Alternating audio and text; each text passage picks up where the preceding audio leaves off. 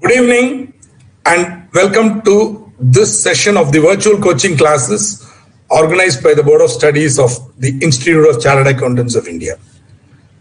In the last class, we saw the provisions of the Companies Act relating to appointment and qualifications of directors. In this session, we are going to see the provisions relating to the appointment and remuneration of managerial personnel. But before we go there, I have a couple of questions from students, which I thought I would as well answer before I proceeded, because some questions are connected with the last topic, but I complete it. And I also want to share with you something which is very important.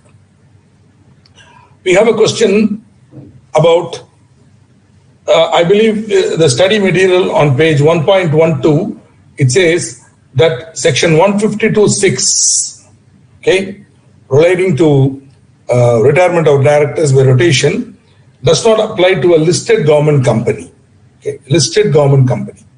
Now, maybe that may be there, but the point is, I don't see that in the actual exemption circular. See, what I'm showing you on the screen is the MCA website, right? This is the, let me sort of show you. This is the ministry website. You are always available. You can always go here. Okay. The link, as you can see, is ebook.mca.gov.in. Just go to, or you can just go to mca.gov.in. mca.gov.in. And then you'll find the ebook link is there. You just go there, you'll reach this page, which means the entire Companies Act, BEAR Act, rules, notifications, everything is available in this place.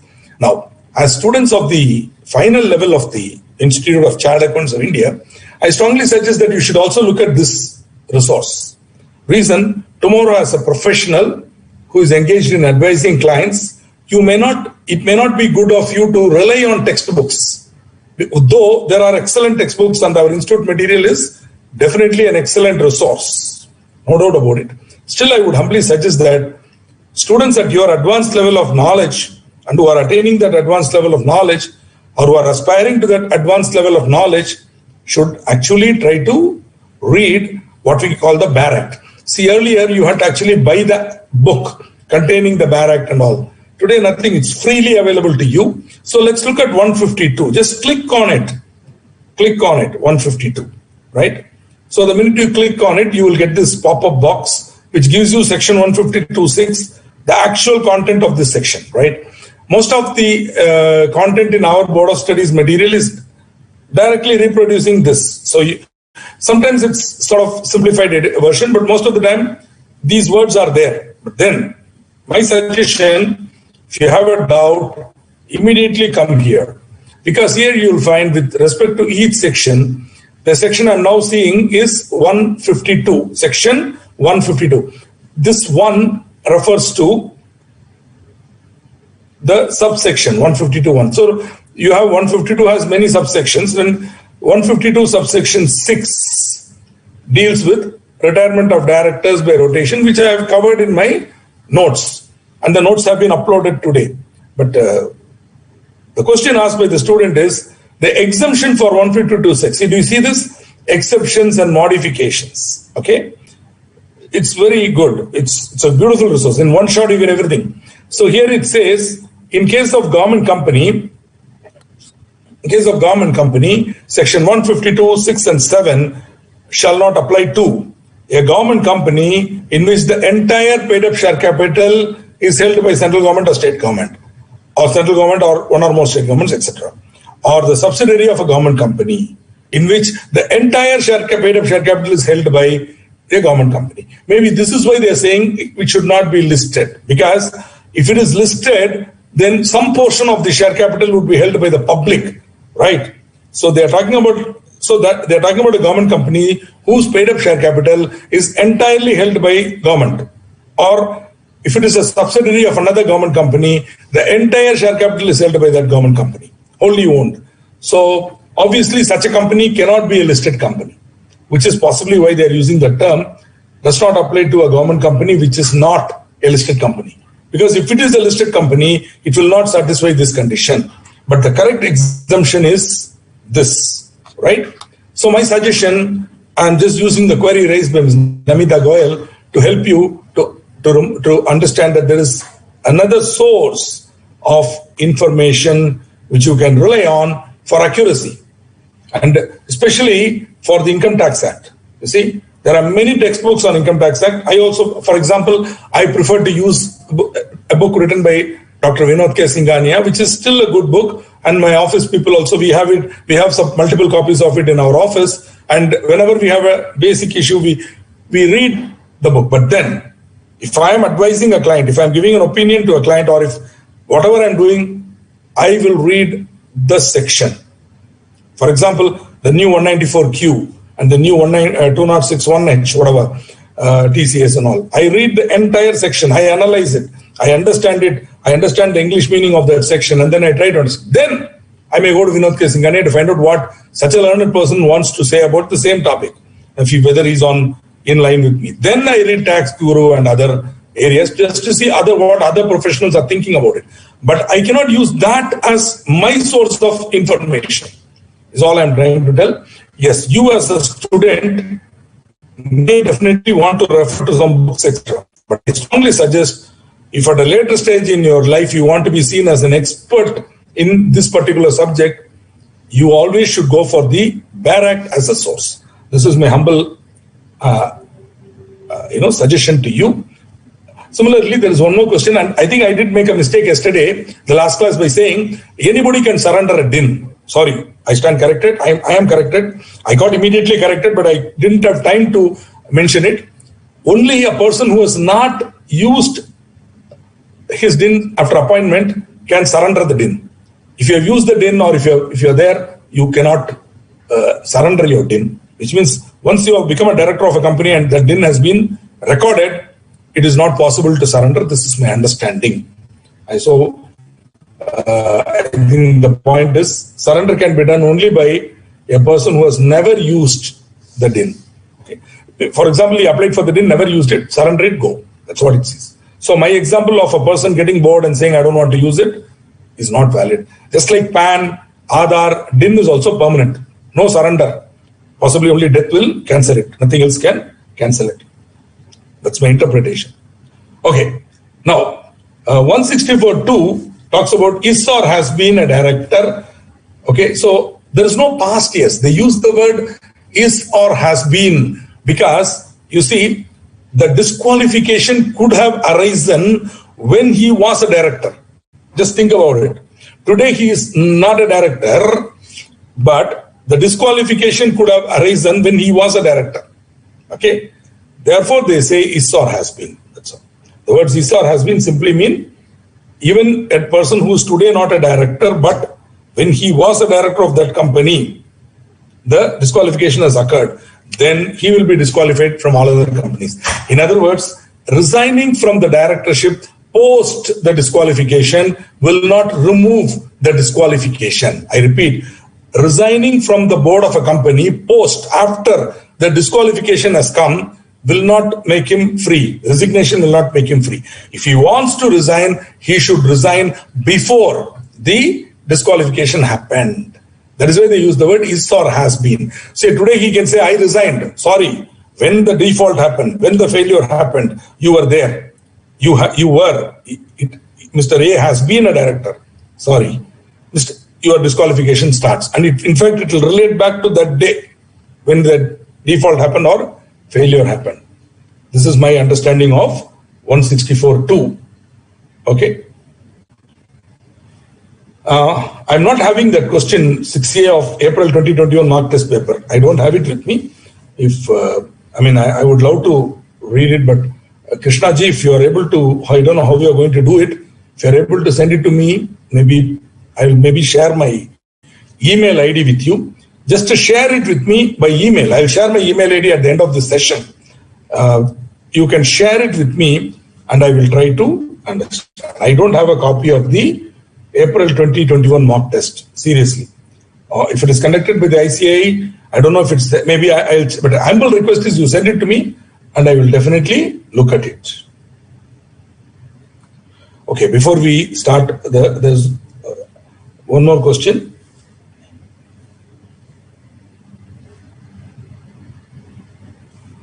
Yeah, the question about 162, whether if there are more than one director, whether spelling WHE, sir, not WAA. If it is raining, that is weather. Okay, so section 162 will be done in every general meeting for passing a single resolution for all the proposals and for. See, the idea is simple. At any AGM or general meeting, if you are trying to appoint more than one director on a single resolution, it can be done only if a proposal or a procedural motion is made that it shall be so done without a single vote being cast against. Then it is valid. Okay, but if that is not so done, the appointment of both the directors is void. That's all. Okay, if such a void appointment is made, any provision for deemed reappointment will not apply. That's all. 3 sentences you remember. You are well prepared for the exam. Okay, good. I will try to do it, Krishnaji. I am very, very busy because my audit season has started. My audit season has started and I am going mad finalizing audits with my colleagues. Currently, I am in a place in Tamil Nadu called Salem, where I was spending the whole day finalizing on accounts of a company. So kindly don't mistake me. I will do my best, but no guarantees. Maybe I will see it and then I'll get back to you. Okay, thank you. And I do appreciate, which is the peak season. I'm sure as possible ex-article clerks or current article clerks, you will understand that July begins our season. It goes on till November. And so I will try my best. I'll go and see it, and definitely I would love to do it. Give me some time. Okay. Okay, I think questions can keep on and on. I will stop with this. Whether PSU and government company are different. Sir or lady Shruti, okay. PSU, you please verify. Anna, Krishnaji, I will do it, Makalam. Don't worry, I will do it for you. Don't worry. I'm a little busy, I will do it. Okay. I appreciate you are entitled to ask me as a teacher on Thursday, Guruvar. I assure you I will answer, but you can't put 2 conditions. You can't say answer me immediately and also give me some time, I will answer it for you. I will answer it, don't worry. Okay. After all, we are going to be interacting over the next so many sessions. Definitely. You are all one of my very intelligent students, so I will definitely answer your question. Whatever it may be, if it is confusing me also, I will try to relate and I will try to answer it, whatever. PSU and government company. See, public sector undertaking means any undertaking run by the government of India, right? Government company is defined in the Act. Check up the definition in preliminary which you studied, or just wait a little bit. At a later stage, either myself or another teacher will teach you government company. So think like this. Government company is defined in the Companies Act. A company which is incorporated under the Companies Act 1956, 2013 or formed by an act of parliament, whatever, but coming within the purview of the Ministry of Corporate Affairs, in which not less than 51% of the paid-up capital is held by central government, state government, or any combination of central government and state government, or one or more state governments, or subsidiary of a government company is a government company. Any other type of body like a corporation, etc., which is run by the government of India will be a PSU, public sector undertaking. These 2 terms are unfortunately misused or so you need not worry about it. Government company is clearly defined. So that you hold on. Government company is clearly defined. If it is a company, then government company. Some of them may not be companies. They may be corporations, boards, TNEB, Tamil Nadu Electricity Board is a board. So such cases you might want to, you might, I don't know if they are called, if they are called PSUs. Okay, so that's what it is. It doesn't really matter for you. But government company definition is very important. You should know that well. Okay. Thank you. Moving on to the topic for the day, we come to, okay, any question that you have regarding the technology or accessing part of it, please address it to the help desk of the institute. Okay, not to me, because when I have uploaded it, they say well done, successfully uploaded. Thereafter, as my job gets over, If you are unable to download it, etc., etc., etc., you should only contact the help desk or any other method of contacting the institute. Please do not ask me, because I myself don't know how to help you. I can't do anything about it. In case the institute informs me that though it shows that it is uploaded and it's not uploaded, and if they instruct me to upload it again, I will definitely re-upload it. Okay. But as of now, it's uploaded and it's there. Okay. Good. Moving on to the topic for the day. The topic for the day is appointment and remuneration of managerial personnel. Possibly very, very important for a chartered accountant, especially in practice and even in service, because this is very crucial. In the last class, we saw the appointment of directors. Now the word is changed. It doesn't say appointment and remuneration of directors. It says appointment and remuneration of managerial personnel. Now there are a whole lot of managerial personnel, of which managing director and whole-time director are only one part. You got part-time directors, right? You have independent directors. More than that, you are going to see a new creature called manager. And that manager need not be a director. Okay? And you're also going to see some group called key managerial personnel, KMPs, which will include your MD, WTD, etc. And also CFO, CEO, CS, company secretary, everybody. So that is called managerial personnel. So this chapter deals with how you will appoint your managerial personnel, all the people who are responsible for the management of the company. Management of the company happens at two levels. One, on the day-to-day level. Today, every day he comes, not necessarily morning to evening. Okay, see, at higher level, leaders need not come, but then still they are bound by a time. See, even the MD of a company has to account for his time, because he would be an employee, right? He has to account for his time to the company or to the board. So these are called whole-time directors, and managing director, we'll be seeing the definition shortly, and we'll be seeing the difference. So these are going to be engaged on a continuous basis, taking care of the day-to-day direction, strategic direction of the company. Of course, they need not do everything. They can employ people below them to do the work. But the broad strategic direction and the broad policy framework and the broad governance structure are given by these people. And they are responsible for the success or failure of the company. So they are very important, and the law would like to prescribe certain rules as to how they can be appointed, how many can be appointed, more importantly, how much can they be paid, etc., etc. Again, why is there a whole chapter 13 on this topic? Because whose money is being paid to these guys? My money and your money, we are the shareholders, right? If you and I are shareholders of XYZ Limited, it is in a way our money that's being paid, not necessarily our capital. The profit also belongs to you and me, right? So this profit is being used to pay these guys. So you and I as shareholders of this company are entitled to know how they are being paid. And we have a right to say yes or no. So ultimately, the remuneration of managerial personnel has to be approved by the shareholders. So this is one of the pillars for protecting investors, right? Here we go with the basic definitions. You might have studied it in the preliminary topic, but then it's necessary for you to revisit it now with a new eye. Because when you studied it long ago for your executives for ACS, here it is called IPCC, whatever. So whatever you studied for your IPCC, you might not really have understood this definition, okay? Now you have to understand it. Let us take this definition and try to understand it thoroughly. So managing director is a director. So very important, a director. So to become MD, our man should first become D. Means to become managing director, he first has to become director. Now what does this mean, my dear friends? Is he qualified to become a director? Your 164, 1 and 2. If he is not even qualified to become a director, then he cannot become managing director. Okay? I will elaborate this more when we go deeper into this topic.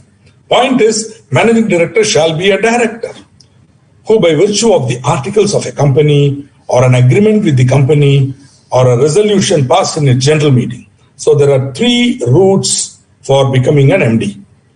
The articles of a company itself may mention the name of the MD, or there may be an agreement or a resolution passed or approved in the general meeting to appoint the managing director, right? So appointment can be made by the members by passing a resolution or approving an agreement at the general meeting, or the board of directors may also appoint, right? In certain circumstances where everything is being satisfied, all the provisions are correctly satisfied, then board itself can appoint. We will see when there is appointment of an MD will have to be done by the members, right? Now, managing director is a director who is entrusted with substantial powers of management of the affairs of the company. Substantial powers of management could include hiring and firing of senior level employees, including CFO, CEO and all that. So the MD on his own can take a call, right? Not CEO, CFO, because now they are protected, but other than that, factory manager, GM, they can appoint or remove. On his own, he can take a call. See, all these powers would be delegated by the board, but basically he would have substantial powers of management. Acquisition of assets, he can do it on his own. He may not need the board's approval. He can buy and sell. All this can be done. Strategic decisions can be taken by him, right? Though, of course, most, shall we say, professionally managed companies would have a board oversight. For example, the MD may be permitted to take these decisions. The power may be delegated to him. But once in a quarter, once in 3 months, a board meeting would be held where the MD has to stand up before the board and make a presentation for, say, half an hour or 1 hour. For many professionally managed companies, this is a very important event, and most MDs are really worried about this because what happened in these 3 months? How did you use the substantial powers that we gave you? How has the company performed? What decisions did you take? So the MD has to give the summary and he has to answer the questions raised by a board, especially the independent directors. See, this is the norm of a professionally managed company, but this is not how it always works, especially even for listed companies where they are owner managed. Then most of the time it's arbitrary and the board meeting can only be a farce where the MD will come and make some presentation, or he may not even make a presentation. He might come and say, "Hi everybody, how are you? Everything is going well in your company. Have you had your cashew nut and cashew nut pakoda? Everything is fine, sir. Go. Was your stay comfortable? Yes, good. That's all." And the independent director also shake their head and go away. But ideally, this is how it should happen. Okay. So the MD, though he has substantial powers of management, it comes under the oversight. But having said that, he has a lot of powers available to him. It includes the director occupying the position of managing director by whatever name called. Now, earlier, say about 15 years ago, when the act was slightly different, many people used to call themselves executive director and say, "I will not come under the provisions of Companies Act for limit on remuneration because I've called myself executive director, ED." Now they say whatever name you call yourself, a rose by any other name would suffer the same limitations. So they say you call yourself ED, you call yourself Panjandram, whatever you call yourself, you are then, even though your name is not managing director, you will be deemed as a managing director, right? So important point is managing director is a director, substantial powers of management of the affairs of the company. Now, they introduced another concept called manager long ago. 1960s itself, they introduced manager.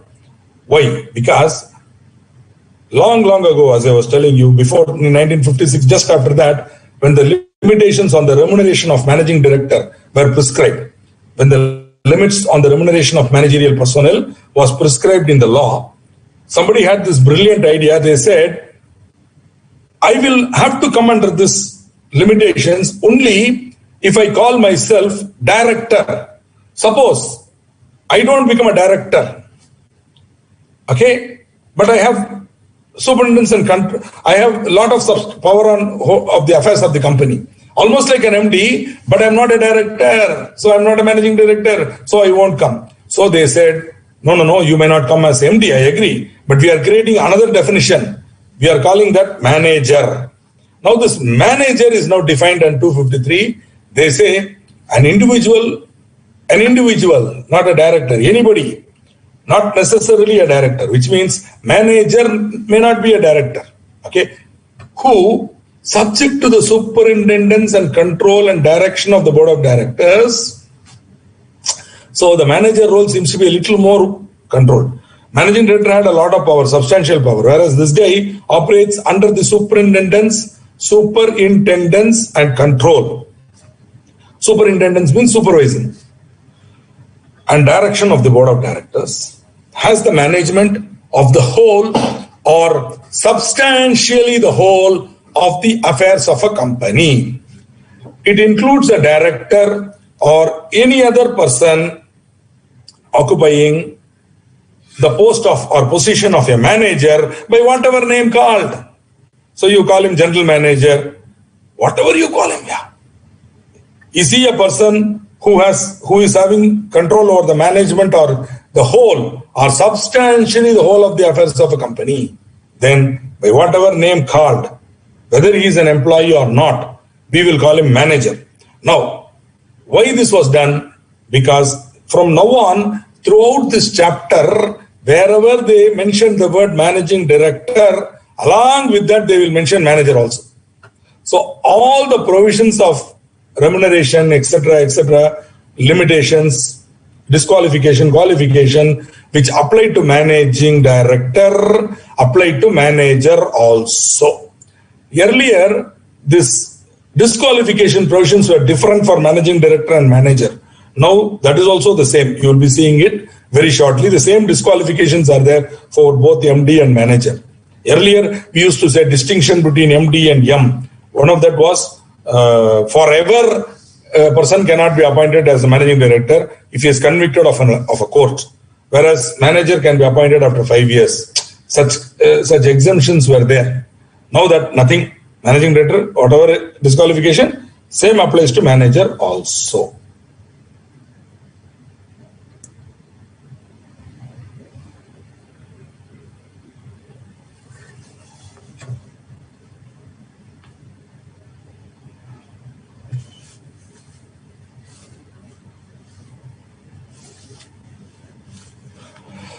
Moving on. Now they use the word substantial powers of management. The power to affix the common seal of the company to any document, to draw and endorse any check on the account of the company in any bank, to draw and endorse any negotiable instrument, to sign any certificate of a share, or to direct registration of transfer of any share. This will not be deemed to be substantial powers of management. So substantial powers of management means right to hire and fire senior employees, right to buy and sell property for the company, right to take major decisions relating to strategy. Okay, these are all substantial powers of management. Okay. So merely affixing the common seal is not a big deal. Any director can do that. There is not substantial powers of management. So these 5 matters will not come within the ambit of substantial powers of management. So somebody who has been given a power of attorney to sign checks on behalf of the company is not deemed to be a managing director. Suppose one of the directors of the company has been given the power, or the board has authorized him to do all these acts. Such person, though he has all these powers, is not a managing director because these powers do not amount to substantial powers of management. Okay, these are basically administrative acts of a routine nature. This being, they are all administrative acts of a routine nature, may be exercised by any senior level employee, including our friend, the company secretary or the CFO, when so authorized by the board. So these people cannot become managing director. right?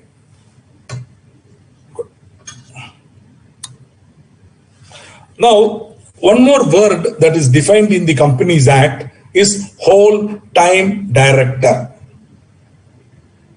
Includes a director in the whole-time employment of the company. The word used is includes. So there may be other people who are non-employees who are engaged in the day-to-day management, but they just want to clarify that WTD includes a director in the whole-time employment of the company. See, whether employee or not, please, I know you'll get confused, I'm repeating it, whether employee or not. A WTD may be an employee, may not be an employee, okay? But he should be involved in the day-to-day management of the affairs of the company. Such a person, by whatever name called, etc., he is a whole-time director and includes a director in the whole-time employment of the company. Suppose the managing director, or suppose a director is being paid a monthly salary. He comes to regularly to office, sits in the office, runs the factory, goes around and he does. He is a whole-time director. Suppose he is not an employee. The company does not pay him a salary. Nevertheless, he comes every day and he works. He is also a whole-time director. That is why they said includes a director in the whole-time employment of the company. Another classic example. CFO, the Chief Financial Officer, they appoint him as a director. He is a whole-time director because he is in the whole-time employment of the company and a director. So a person who is a director in the whole-time employment of the company is a whole-time director, is how they have defined it. Now, the Companies Act has not defined the words part-time director, nor has it defined the words executive director, non-executive director, etc. These words are not defined. But recently they amended Schedule 5 of the Companies Act, which we will be seeing elaborately. There they have said other director includes non-executive director. The word non-executive director is not defined anywhere. I will try to define it for you and resolve it for you. But somewhere, you should accept what I'm saying. In the sense, there is no definition. So we have to come out with some kind of a understanding of what it means. For that, you should be very clear as to who is a whole-time director. Whole-time director is a person who is engaged in the management of the day-to-day affairs of the company. Somebody who is not doing this would be a part-time director. Opposite a whole-time director. He doesn't take day-to-day. Then how does he come? He comes only for the board meeting. He attends the board meeting. He gives his opinions, etc., etc. So such person is called non-whole-time director or part-time director. Like that you can call him by any name. You can call him non-whole-time director. You can call him part-time director. Now the word executive director is not defined in the Companies Act, but it is a synonym of whole-time director. Same meaning. Means a person who is engaged in the day-to-day management of the company. The word executive director. A person who executes on a day-to-day basis the work, right? Whereas non-executive director is a synonym for non-whole-time director, part-time director, right? So if you can understand these two segregations, whatever word may be used, the clarity will be there. Whole-time executive directors, including MD, etc., are engaged in the management of the day-to-day affairs of the company. Part-time director, non-executive director, etc., are not involved in the day-to-day management. They only come for board meetings. Whole-time director or executive director may be in the employment of the company. Okay, so it includes the director in the whole-time employment of the company. This is my understanding of these topics. So later on, when we use the words non-executive, part-time, etc., remember they are not defined, though they are used. How they use it also very peculiarly. In 197, they do not use the word part-time director anywhere. They use a different term for that. When we come to that, I will tell you. At this stage, all you need to know is whole-time director. Okay. Now, no company shall appoint or employ at the same time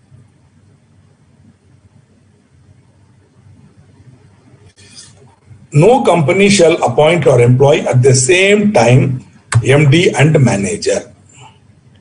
MD and manager. This is the content of section 196 subsection 1. First subsection of the first section in this chapter. No company shall appoint or employ at the same time an MD, a managing director and a manager.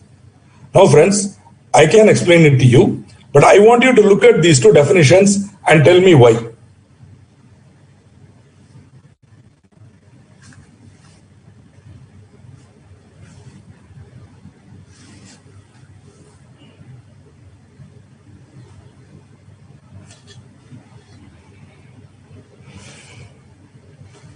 Why the law says you cannot have manager and managing director at the same time. 196, 1 says no company shall appoint or employ at the same time MD and manager. But logically they cannot. Tell me from the definition why. Now you have to answer. I'm looking for your answer. Logically, very logically you can tell from the definition, you can tell why a company cannot have MD and M at the same time.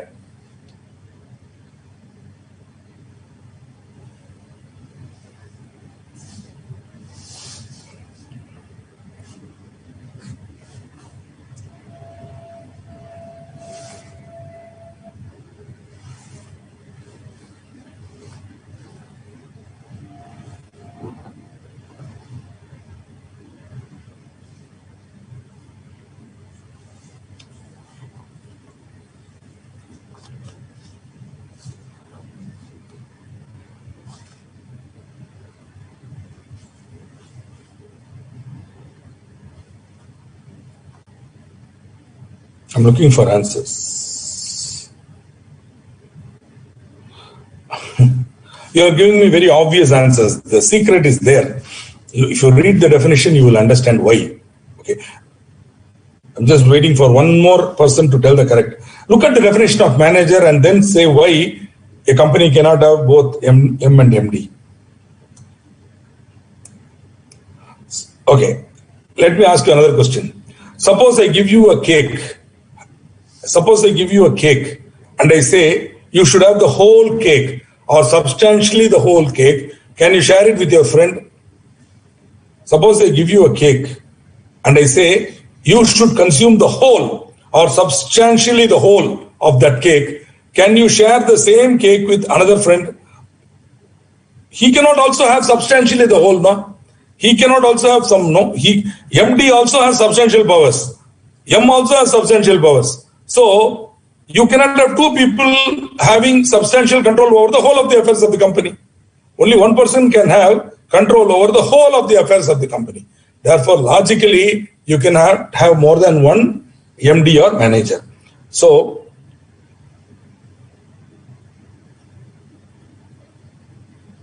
yes, both are interested. Two people, only one person can have substantial powers, or one person can have the whole of the affairs of the company. Okay.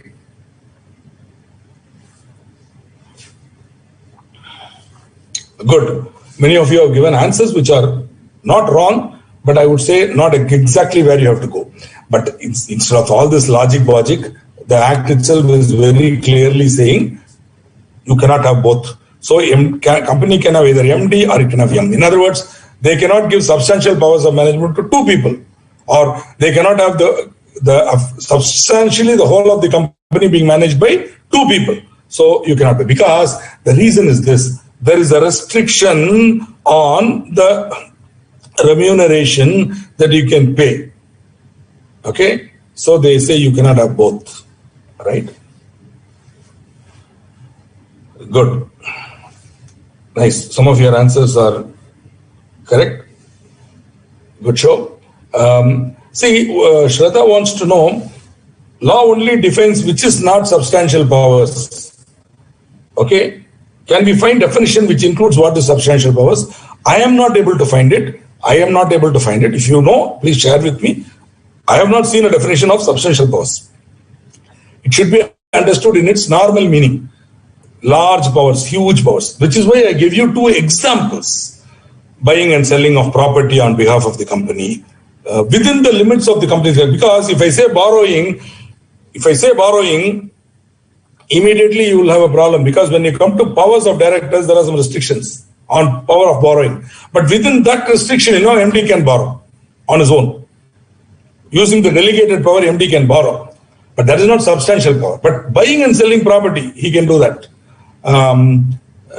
Appointment and removal of appointment removal of senior level people, he can do that. These are substantial powers. So such accurate definition, if it is there in the Act, I'll be very happy. So this is my clarification. I cannot find any definition giving substantial powers. Okay.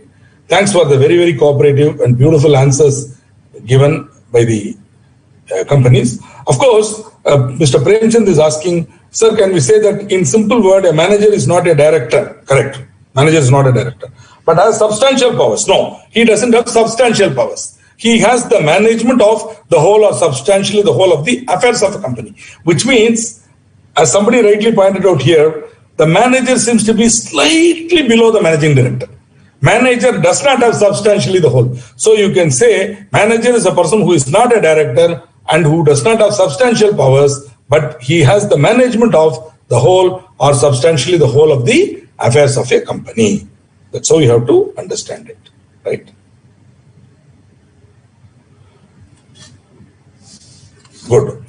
Yes, in company there is large scale of work. It is not possible for a single person to handle, which is why they say you can have managing director and whole-time director. You cannot have MD and M at the same time, but you can have MD and any number of whole-time directors. So you can appoint Mr. MD and you can appoint WTD1, so that the MD can handle overall management, WTD1 can handle finance, WTD2 can handle operations, which is exactly how it happens. For example, in a large company like Indian Oil, see, look at the name, Indian Oil Corporation Limited. Now, Indian Oil Corporation Limited. Now, IOCL is a government company or is it a PSU? It's a government company. It was a PSU because before it got itself converted into a company under the Companies Act 1956, Indian Oil Corporation was a corporation formed by the Government of India. It was a PSU, public sector undertaking. Now it's a government company. It got converted under the Companies Act and it became a government company. It is no longer a PSU, but it is a government company because it was converted into a company under the Companies Act 1956. Thereafter, the Government of India, what they did, they disinvested some of their shares to the public, to the Indian public. So people bought shares and it became a listed company on the stock exchange. In fact, it got listed on NASDAQ even as an energy company, and it's one of the Fortune 500 companies. Indian Oil, IOCL, the name is Indian Oil Corporation Limited, is a government company, not a PSU. It was a PSU. Same way, Bharat Sanchar Nigam was a corporation, PSU. Bharat Sanchar Nigam, okay, was a corporation. Thereafter, what happened? It became BSNL, Bharat Sanchar Nigam Limited. Once it became limited, it became a government company, in which more than 51% of the share was held by the government. It was a PSU, it has become a government company. Are you able to understand? So once it comes within the purview of the Companies Act 56 or 2013, and its shares are held by public or by other than government, it becomes a government company. If the government is running it, then it is a PSU. The Indian Railways is a public sector undertaking. It's not a company. Hopefully it will become companies. The Indian Railway may be converted into 5 companies under the Companies Act. We don't know. And maybe run by private operators, or it may be run by the Government of India as government companies. But as of now, it is not. The Indian Railways is a department, Ministry of Railways. It's run by the government. It's a PSU, like that. You see? So don't get confused. If you're still confused, I don't know how to answer you. It is my inability and not your problem. My inability. So these are all examples. Most public sector undertakings, they saw the advantage of, converting into companies under the Companies Act. They became government companies. Now, you can ask me, sir, government companies, can we not call them also PSU? Please go ahead and call them. I have no problem. So long as they have no objection, I have no objection. But they are government companies. Don't forget that. And they come within the purview of Companies Act. And as a student of Companies Act, you should be more worried about the definition of government company than about definition of PSU. Whether it's a PSU or not doesn't matter. Is it a government company is what you have to see. So I hope to the best of my abilities I have been able to explain the concept of PSU and government company. Friends, personally, my view, the view expressed by Mr. Srikanth, Chartered Accountant Srikanth, there should be no PSUs in a country. Government has no business running business. Government should be only doing three things. It should be defense of India, police, internal, other things like law and justice, police, okay? Administration may be oversight of everything. Securities Exchange Board of India, Ministry of Corporate Affairs, all that is needed to be done by the government. But government should not run steel factory. Government should not run coal factory. Government should not run railways. Government definitely should not run airways, airlines. Okay, now, so all this is, they were all PSUs. Slowly these PSUs, when the great Dr. Manmohan Singh and the enlightened decision taken for privatization, slowly the government started converting these PSUs into government companies. How? By disinvesting, okay, to the public of India or to somebody, so that the government became a part owner of that company. The remaining shares were held by public. Then automatically they were bought under the purview of the Companies Act. Thereafter, the Ministry of Corporate Affairs have control over them. SEBI has control over them. Okay, so these are called government companies. Companies that applies to government company, not to public sector undertaking. So, as a student of, once more I'm going to tell this, as a student of company law, please be concerned only with government companies. Please don't bother about PSU. Okay, but still I've given you a broad understanding of what is the PSU. Okay, my best understanding. But I want to see an India where there are no PSUs. All companies should be run by private enterprise under normal competition without any issues, and there should be a free market competition, and people should work efficiently, and we should have advantages of scale and reduction in cost, etc. will happen automatically. This view is expressed by the faculty, not not definitely the views of the Institute of Chartered Accountants of India or the Board of Studies. Okay, and as a member, I have my right, and I'm telling this. This is my approach. Okay? I do not believe in PSU. For 48 years, we destroyed this country with PSUs and licenses, and we suffered it. And in 1991, we had to give up so much to create what we have today, a free market economy moving towards. So we cannot have PSUs anymore, so forget it. PSUs are dinosaurs going out of fashion. But government companies may continue to be there for a short while more, till government totally gets out of business and runs government and stops doing business, then yes. For example, Indian Oil Corporation the government may sell its entire stake to a private player. We do not know. It was on the cards, you can check it out. In which case, Indian Oil Corporation will no longer be even a government company. It will change its name and it will become a normal company like Reliance Industries Limited. Okay, or Adani Power, like that it will become. Can happen. Okay, so I hope I have given a broader understanding of this topic for the person who said, I'm still not able to understand difference between PSU. Later on, if I have the good fortune of reaching you government company, I will not touch upon this again. Please remember what I said now. PSU versus government company definition. But this question seems to be very popular. Many students are, so what is the difference between PSU and government company? Don't worry, Baba. Okay, what is the difference? Are you going to be employed in PSU? God forbid. Your career will go. Get employed in a private company, grow. Okay, no problem. Suppose company is appointing manager instead of MD. Will the limits of number of directors as per section 149 apply? No, sir. No. I thought the question was self-explanatory in Lodi. Mr. Soraya Lodi, Ms. Soraya Lodi, whatever. Because manager is not a director. So the number of directors limit will not apply to manager. Got it? Because manager is not a director. Right, sir? Now, going forward in this during this session, I would be referring short form. I will refer to managing director as MD, whole-time director as WTD, and manager as M. Many provisions apply to all three of them. So I may refer to them collectively as MD, WTD, and M. So if you see the words MD, WTD, M, please know MD means managing director. WTD means whole-time director. Manager means M is manager. Okay, got it? And as I already told you, the word part-time director is not defined anywhere in the Act. Okay. Now, why? Don't ask me. You want to ask the minister. You have to ask the Minister for Corporate Affairs. Okay, not me. Seriously, because they even amended Schedule 5. That's a big confusion now. Schedule 5 got amended in 2021, by which they have included the words or other directors. And then they say that other directors, okay, will include independent director and non-executive directors. Confusion, that's all I can say. But don't worry.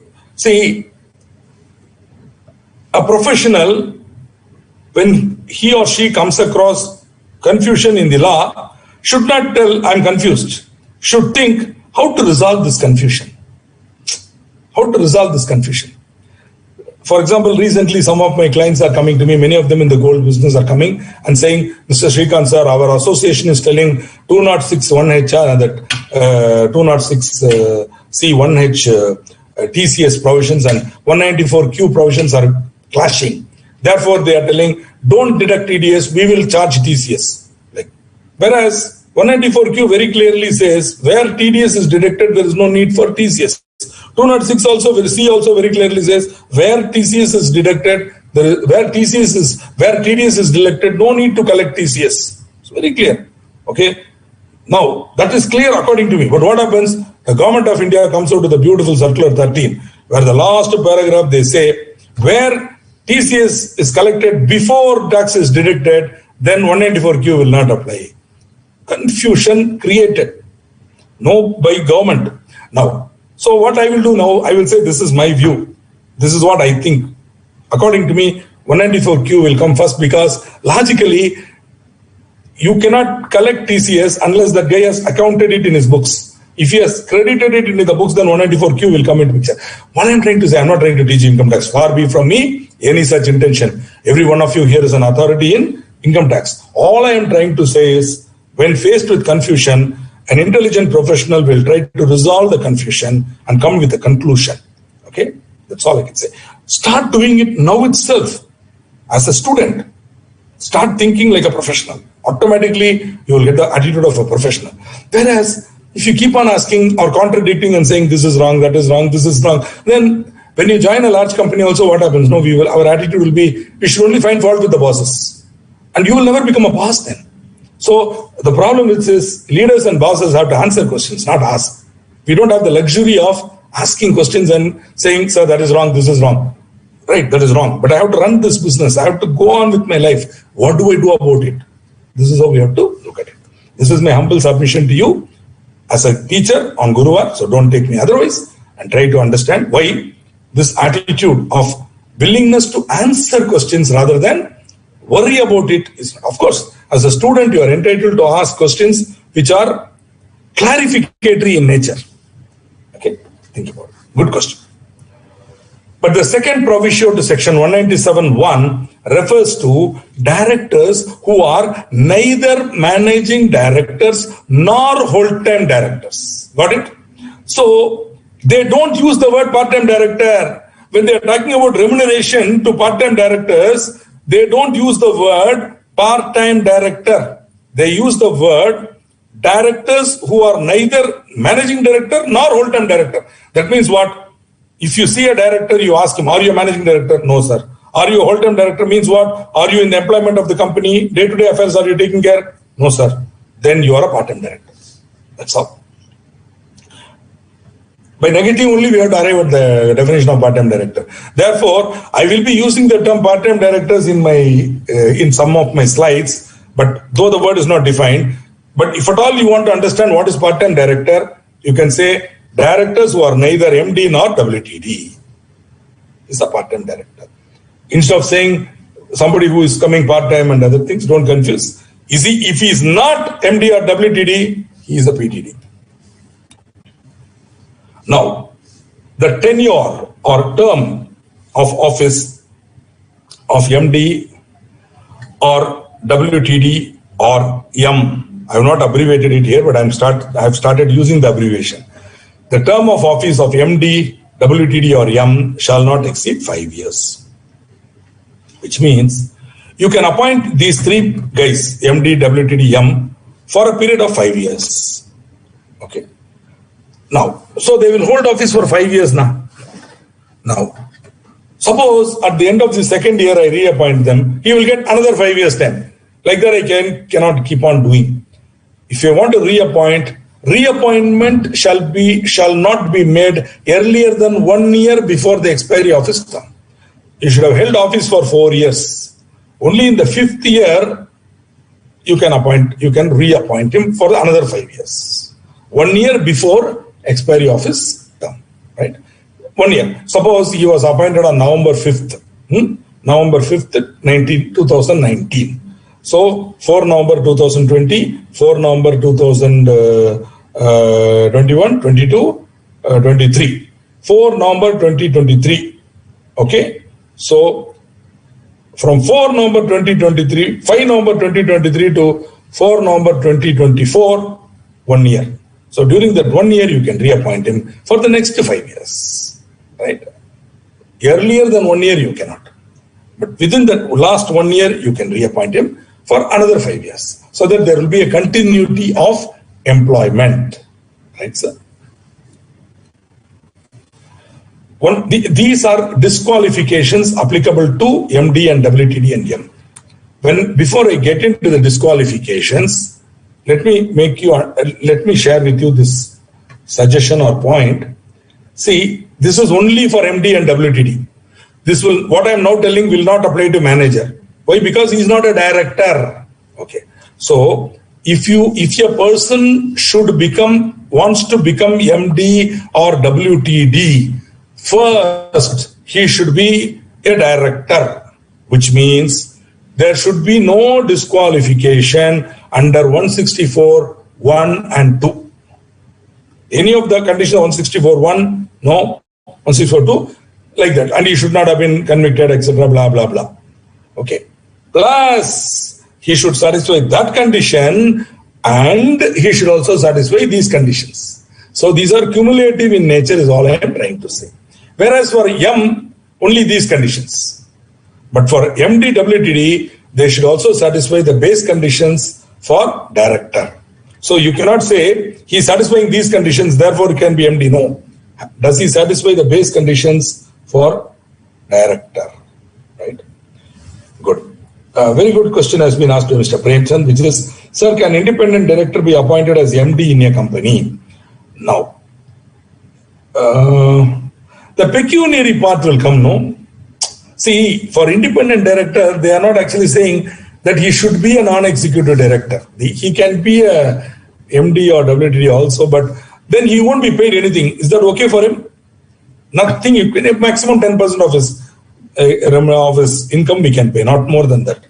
Pecuniary. So why would somebody want? I would suggest also, can you call a managing director who's going to take part in the day-to-day management as an independent of, see, he will have some attachment to the decisions, right? So I would suggest that, I mean, even assuming that somebody were able to show that legally he can be appointed, I would say don't appoint, because in a way the independence will be lost. In a way. The reason is once he becomes the MD, he will take day-to-day decisions. Even if he is not paid, he will take decisions. Then egoistically, he will become bound by these decisions. So he will not be able to function independently as an independent director.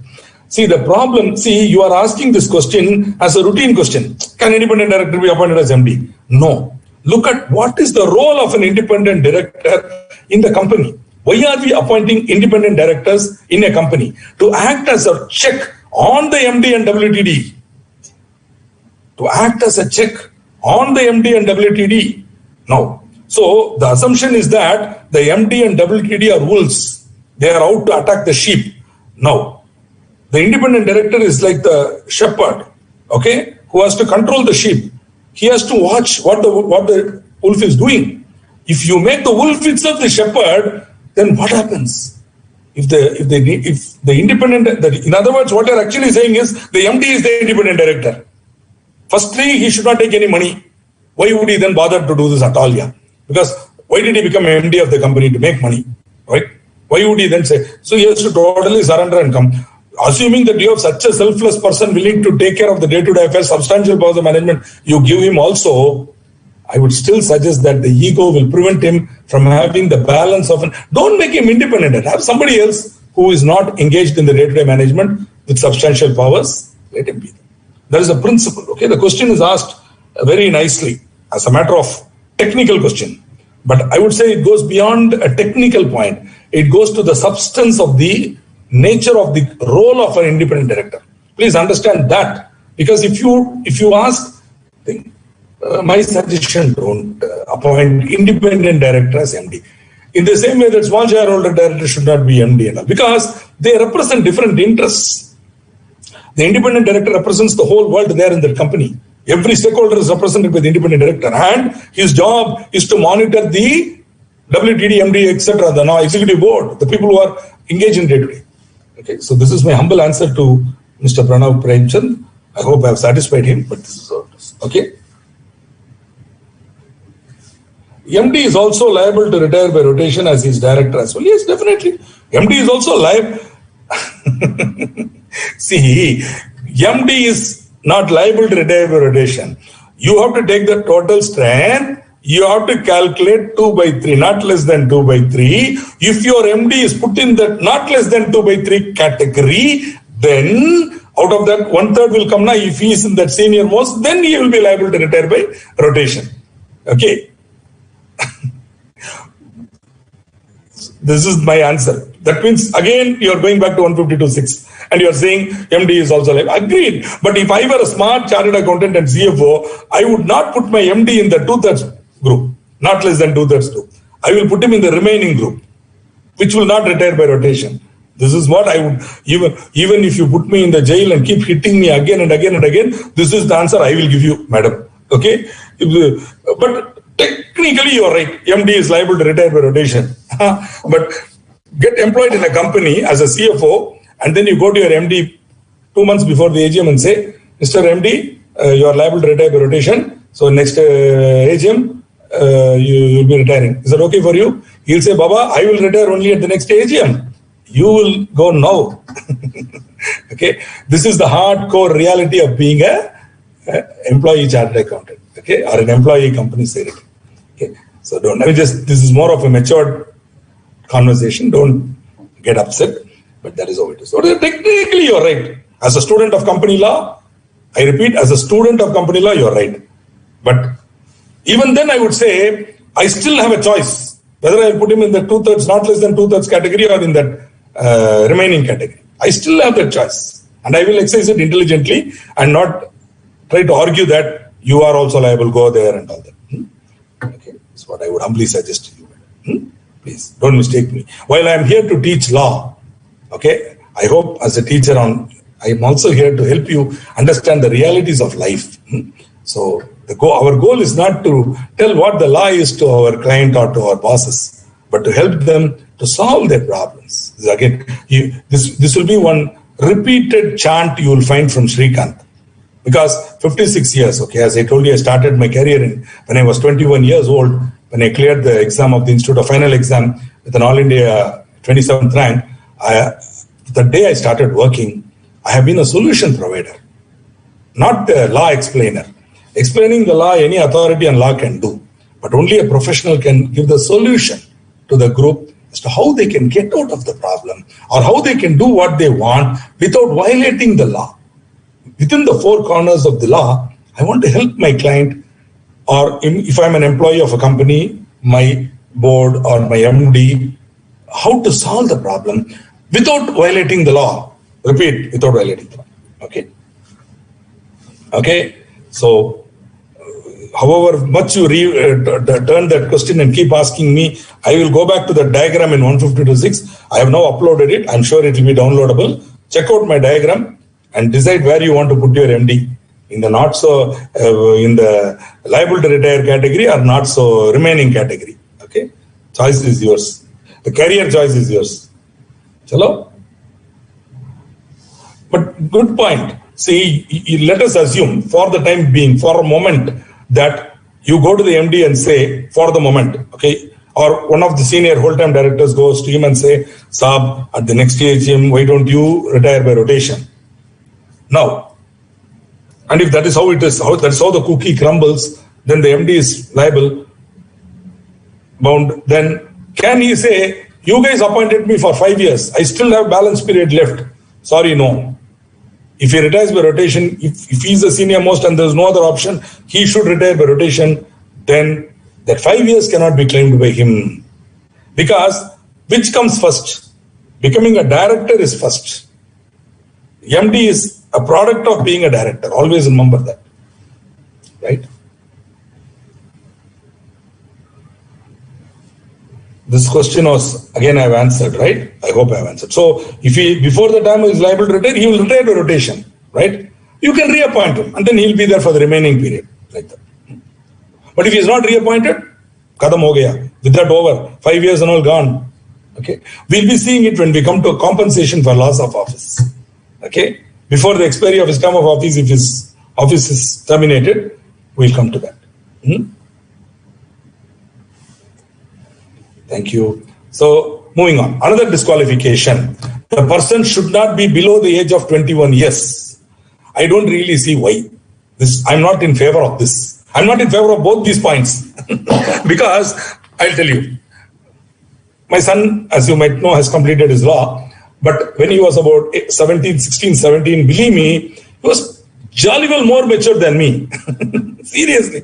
The guy had more sense. Why he did law was a clear decision. Where he did law at the Christ University, Bangalore, and not NLS was a clear decision. Every decision this guy took was very clear.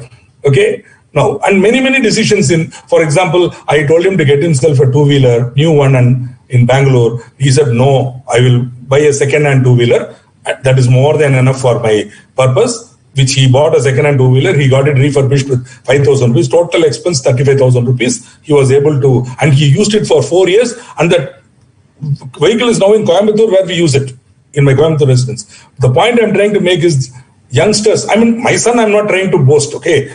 All of you are my children. Believe me, youngsters are far more intelligent. They are too good. I think 21 is not a good one. Maybe they can say 18, age of maturity. So, but then they say somebody who is below the age of 21 years cannot be MD, WTD or manager of a company, right? So, I'm not in favor, but that's how the law is. So, below the age of 21, no. Attaining 21 years is important criteria. On the other hand, the person should not have attained the age of 70 years. Now, 70, I don't know how it was fixed as an age of retirement.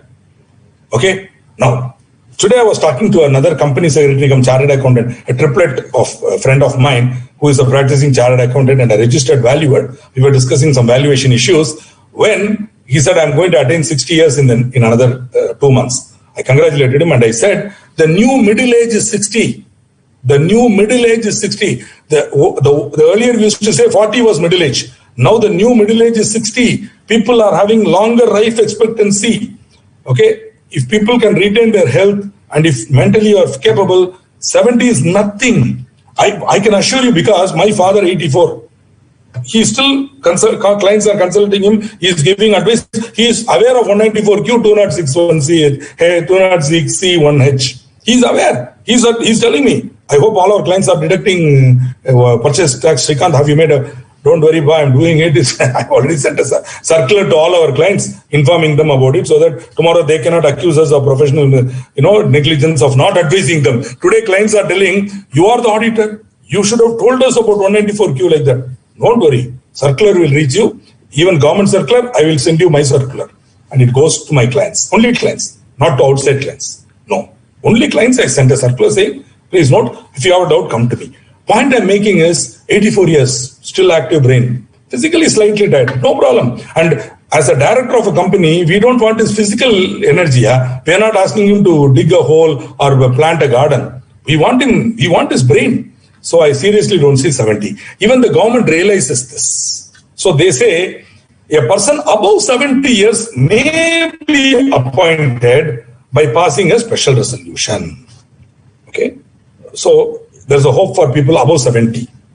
If special resolution is not passed, but simple majority is obtained. In fact, the section uses slightly more complex words. I have not used it here. That is, if a special resolution is not passed, but the votes cast in favor are not less than the votes cast against. which is nothing but a simple majority, ordinary resolution, then appointment can be made with the approval of central government in appropriate cases. See, you will see a similar provision in Schedule 5. Okay. So all I'm saying is there are 3 levels of clearance. First level for MD and WTD, they should be eligible to be appointed as director. 164, 1 and 2 should be cleared. Then you should explore 196 disqualifications under 196 2, which is these disqualifications you are seeing, which means supplement is 30 years or above, then you should, above 70 years, then you can pass a special resolution.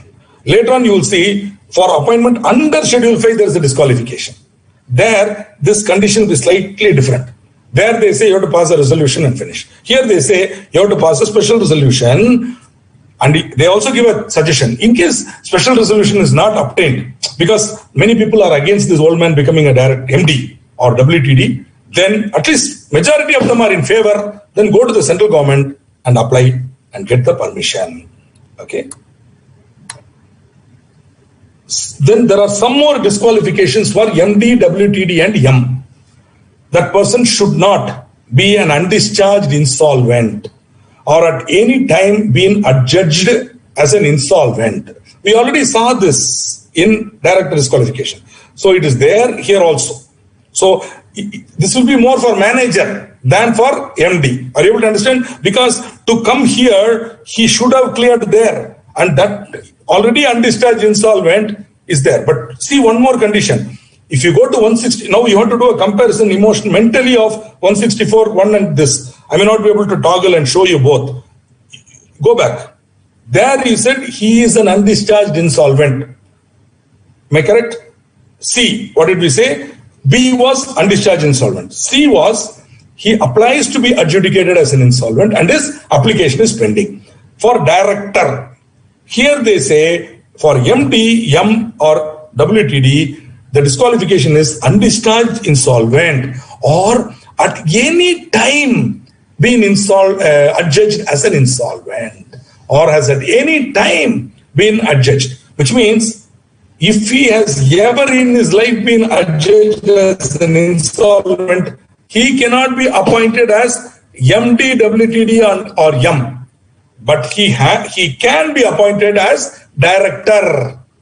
I hope I'm able to give the small nuance difference. He can be appointed as a director because they say once he is discharged, he can be appointed. Only if he is undischarged insolvent, he cannot be appointed. But here they are saying, even if he is discharged, if he has once been adjudged as an insolvent, he cannot be appointed as MD, WTD and M. Got it? If he has at any time have suspended his payment to his creditors and has made, this is also a court procedure. He is not actually insolvent. What he's trying to do is, he's going to the court and saying, I cannot pay my creditors, but I can give them something. Kindly permit me to do it. The creditors also come, they have a big fight. And then finally the creditors say, chalo, you give me 60%, I will clear you. Thereafter the creditors will say he has paid us. That is called composition with the creditors. It's like a negotiation. One-time settlement with the bank, where we don't pay them in full, but still they say, chalo, escape and go. So he is not declared as an insolvent. Still, through the process of law, he has made composition with the creditors. So, such a person can be appointed as a director, because this is not a disqualification for director, but he cannot be appointed as a MD, because you see, it's more serious position, right? So, director is okay, not a big deal. He's not going to have substantial powers. But as MD, we are going to give him substantial powers. So here's a person financially incompetent. He has not been able to pay his creditors. He has made composition with them, suspended payment, stopped payment, and gone to court and said, please help me. Okay. Such a person cannot be appointed as MD, WTD or M. Now, again, look at the difference between this and what you see in 164(1). At any time convicted by a court of an offence and sentenced for a period of more than 6 months, that is what you'll find in this section. But sentenced for a period means it should be only imprisonment. No. Sentenced to imprisonment imprisonment for a period. I think that was a slip, parliamentary slip. Hopefully it will be corrected or not. That the words to imprisonment with question mark is supplied by me. It is not in the act, but it has to be presumed now, because fine would be money, whereas imprisonment only will be in months, right? So at any time being convicted by a court of an offense and sentenced for a period of more than 6 months to imprisonment. Now, friends, at any time being convicted, very, very important. How is this different from 164(1)? Anybody? I'm waiting for answers quickly. What is the difference between this disqualification for MD, WTD, and the similar disqualification D, 164(1)D, for a director?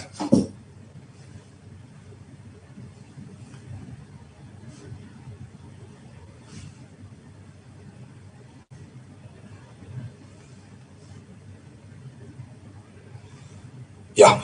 So, let's see if one or two of you are there.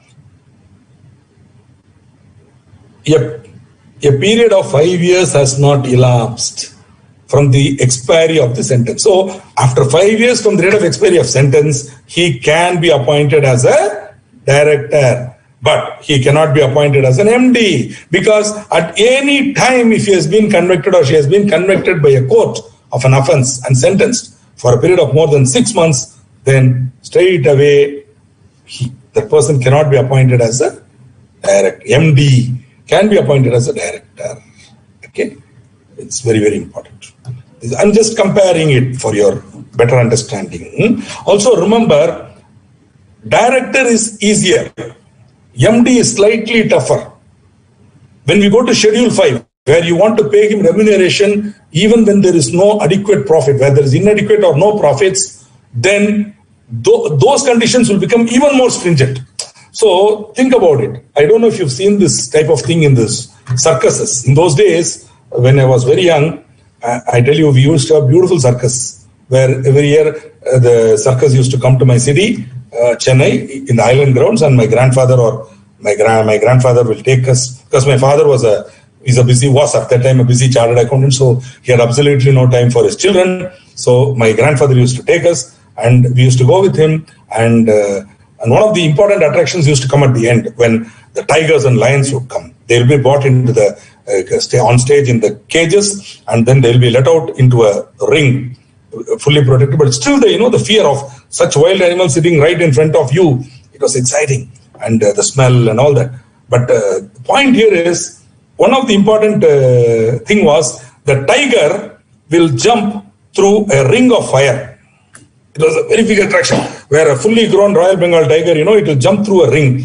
First time that ringmaster will hold a big ring, quite a big ring. Comfortably, the tiger can jump through it without the fire even coming near, right? That is 164 subsection 1 or 2. Bigger ring. Tiger can easily jump through it and become director. Then that ringmaster will hold up a slightly smaller ring with fire. Now the tiger will find it difficult. Unless the tiger is really able to go through, it's very difficult. That is your 196 disqualification for MD. Then he will take even smaller ring and try to make them go through it. The tiger will do that also, and we will clap hands, and that is Schedule 5.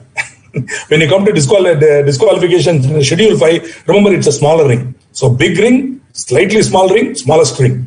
The tiger which is able to go through all the three can be appointed as director, can be appointed as MD, and can be given remuneration even in a year when there is no profit or inadequate profit. Just this example I'm giving you to help you understand about this. So don't think I'm comparing, yes, Jumbo Circus, correct, Jumbo, one of the great circuses. So I'm giving this, sometimes, in our ancient literature, these are given, students are helped to understand the subject by giving upamana. Upamana means example. So even Adi Shankara in his Viveka Chudamani and in Atma Bodha, he gives so many, upamana. In Kathopanishad, you have the famous upamanam of Ratha. The human body is compared with the Ratha, and every part of that Ratha is compared with one thing. So, but then the student should take the Upamana at its face value and leave it at that. He should not go deeper into the Upamana and ask, sir, director, is he like a tiger, does he have... Not like that, okay? I'm comparing. The idea is like a tiger jumps through 3 rings. A director of a company to become MD and receive remuneration in Schedule 5 should go through tougher and tougher disqualifications. That's what we are trying to compare here. Okay, so this is how it should be understood. Thank you. Now moving on to the questions. Some more questions are there. Before that, the following persons cannot be appointed as MD, WTD or M in any company. Why?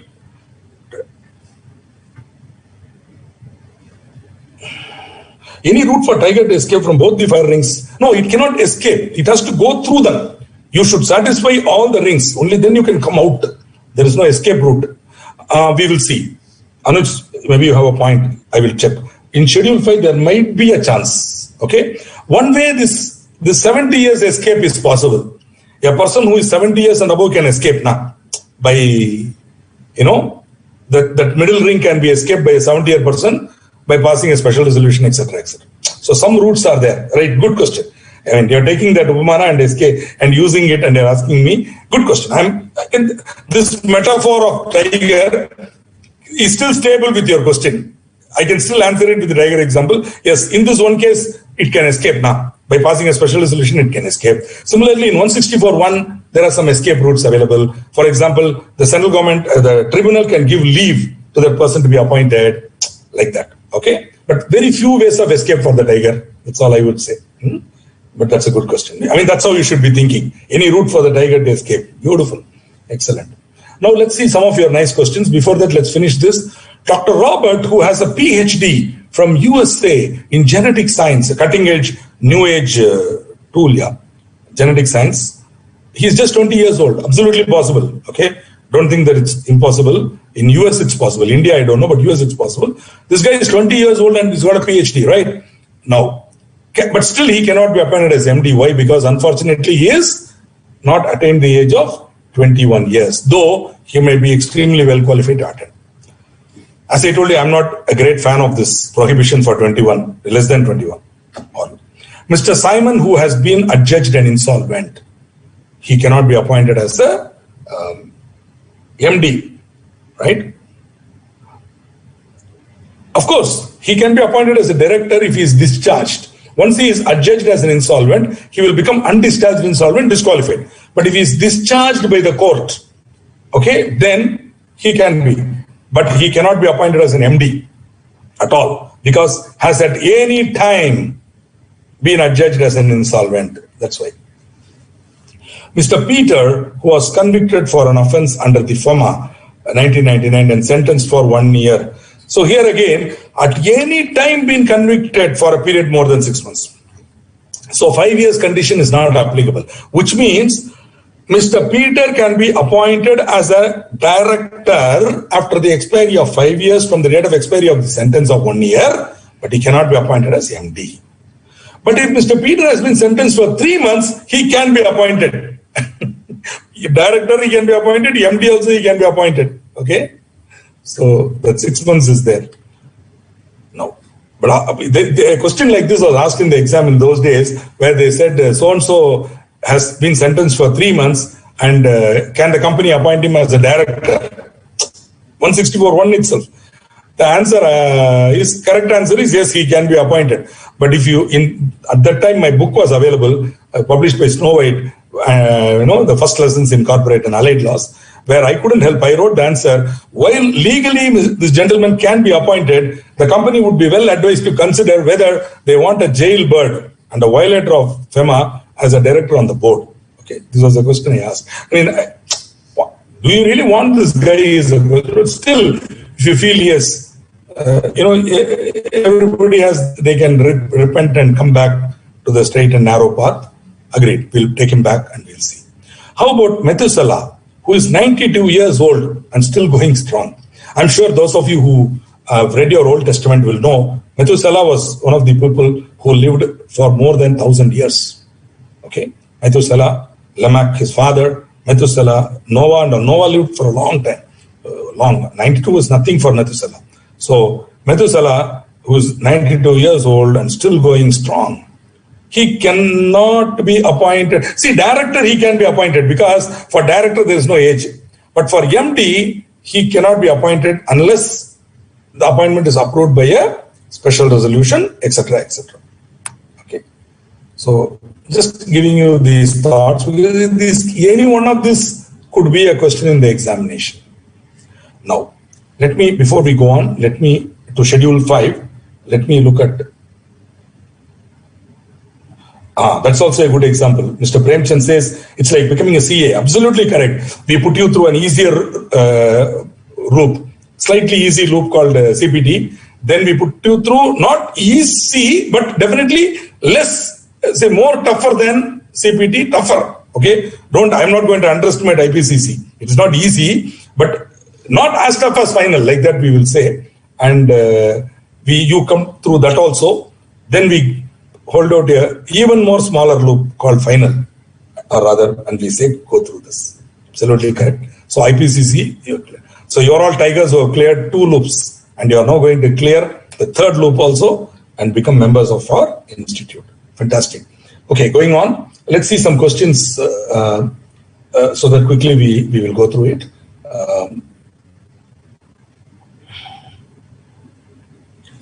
Can a WTD be reappointed as MD in the same company after the expiry of 5 years? Definitely. In fact, even when he is a WTD, he can be appointed as MD. Nothing wrong. Okay, but he will only hold. See, technically, he will hold office for 5 years. During his 5 years period, if you give him substantial powers of management, then he will become MD. Technically. But if you are waiting for that 5 years to get over, then he can be reappointed. There is no cooling period for MD, WTD and all. Only for auditor and for independent directors, there is a cooling period. Okay? Small shareholders director, independent director, there is a cooling period. MD, WTD and all, there is no cooling period. Okay?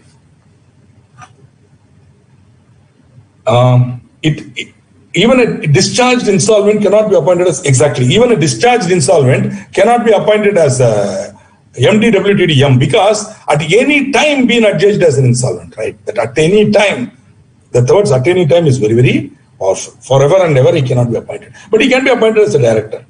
Sir, can a WTD be reappointed as MD after 5 years in the same company? Yes, sir. Why not? A person who was earlier in the WTD in the company can become MD in the same company. I don't see any clog in that. Okay, I don't see any objection to that. Mr. Premchand also makes the valid point. See, here only 6 months. There, suppose he is appointed for more than 7 months. Suppose he is sentenced for more than 7 years. Then he cannot be appointed as a director. Excellent point, Mr. Premchand and Mr. Krishna. Krishna also says in 164.2 the person should not be, which means you have a beautiful point here. See, he cannot be appointed as a director, which means automatically he cannot be appointed as an MD or WTD because he is not able to clear the entry level threshold. How he will become MD or WTD? But you can bring him in as a manager.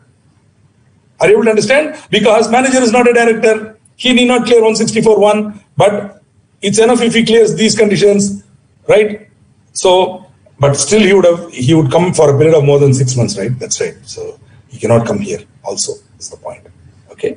But there 7 years is also there. So he can never be appointed for more than 7 years. He can never be appointed as a director. But here they say, if he has at any time been, so he cannot be, even manager, he cannot be appointed. So that 7-year condition, I really don't see, because that 7-year condition is there here, at any time condition is there. So that closes. But it was very interesting. Nice of you to bring that up. I thought maybe there's a loophole there, but it's not. It's not a loophole. There's no loophole there.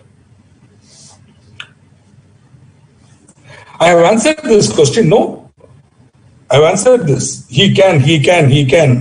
Okay. So he can be appointed. A person who was a WTD can be reappointed as MD in the same company after expiry of 5 years. Yes, he can. Okay, got it?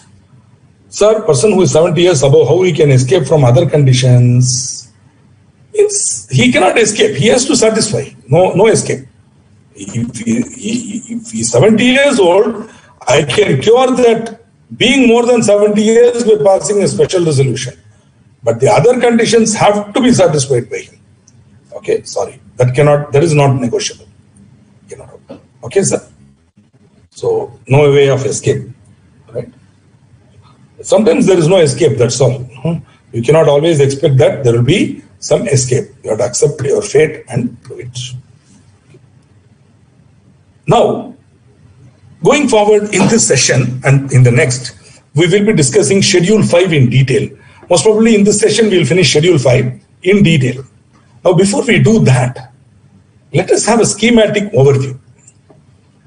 Friends, let me explain what I'm doing here and why it's very important to do this when you are preparing for an exam. Whenever I decide to teach a topic, I don't start teaching. I read the entire chapter, all the sections once, then prepare a schematic diagram. So which section deals with what, and then I then try to see what is the total overall picture of the topic. Okay? Now,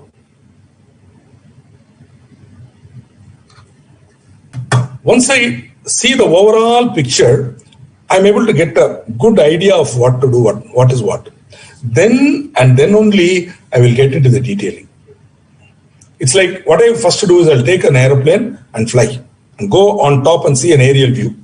The entire topic will now be then clear to me. Then I will land and I'll wear my walking boots and I'll start walking through the roads and explore the city one by one. Okay, which is what we're going to do now. So what I'm now doing is you are going to get an aerial view of Schedule 5. Schedule 5 contains certain rules and regulations relating to payment of remuneration to MD, WTD, M and other directors, including part-time, non-executive directors, independent directors, etc. These rules are meant to sort of clarify how much money can be paid to the MD, WTD, M or other directors, right? Now, Schedule 5 consists of 4 parts. Part 1, Roman 1. Part Roman 2, Part Roman 3, Part Roman 4. Try to remember this. Broadly, 4 parts are there. Part 1 gives the conditions to be fulfilled for the appointment of MD or WTD or M without the approval of the central government. So if you want to be appointed as MD, WTD or M without the approval of central government, then these are the conditions you have to fulfill. If these conditions are fulfilled and you are willing to go through Schedule 5, the remuneration prescribed, then without going to central government, even in an year of loss, you can pay him remuneration. See, suppose you want to exceed the remuneration prescribed in the section 197, you have to go to the central government for approval. But suppose you bring yourself within the framework of Schedule 5, then every year you need not go to them. So what we do is, when we appoint the MD for 5 years, we also approve his remuneration in accordance with Schedule 5. So we say the MD shall be paid the following remuneration. We give some prescription and we say subject to the provisions of Schedule 5 or as applicable in the provisions of Schedule 5. Once you bring him under Schedule 5, then every year you need not go to central government for approval. Even in year of loss, you can pay him the minimum remuneration that is available there. That Schedule 5 gives the minimum remuneration payable. So, Part 2 of Schedule 5 deals with the remuneration limits. Section 1 talks about where there is adequate profit. Section 197.1 also will talk about it. Where there is adequate profit, pay him whatever you want. Yeah. See, when the MD comes to you or the M comes to you or the WTD comes, you will have a negotiation for salary, right? Because Remember, suppose you want an MD and this guy is a highly qualified IIT, IIM graduate, he is jolly well going to come with the package and he's going to ask you to pay that. And you will enter into a package with him. Or he may also say, hey, it's not just salary, boss. I also need a package. At the end of the year, I need a commission based on profit. So whatever profit I want, 2%, 3%, whatever. All that can be done, provided there is adequate profit.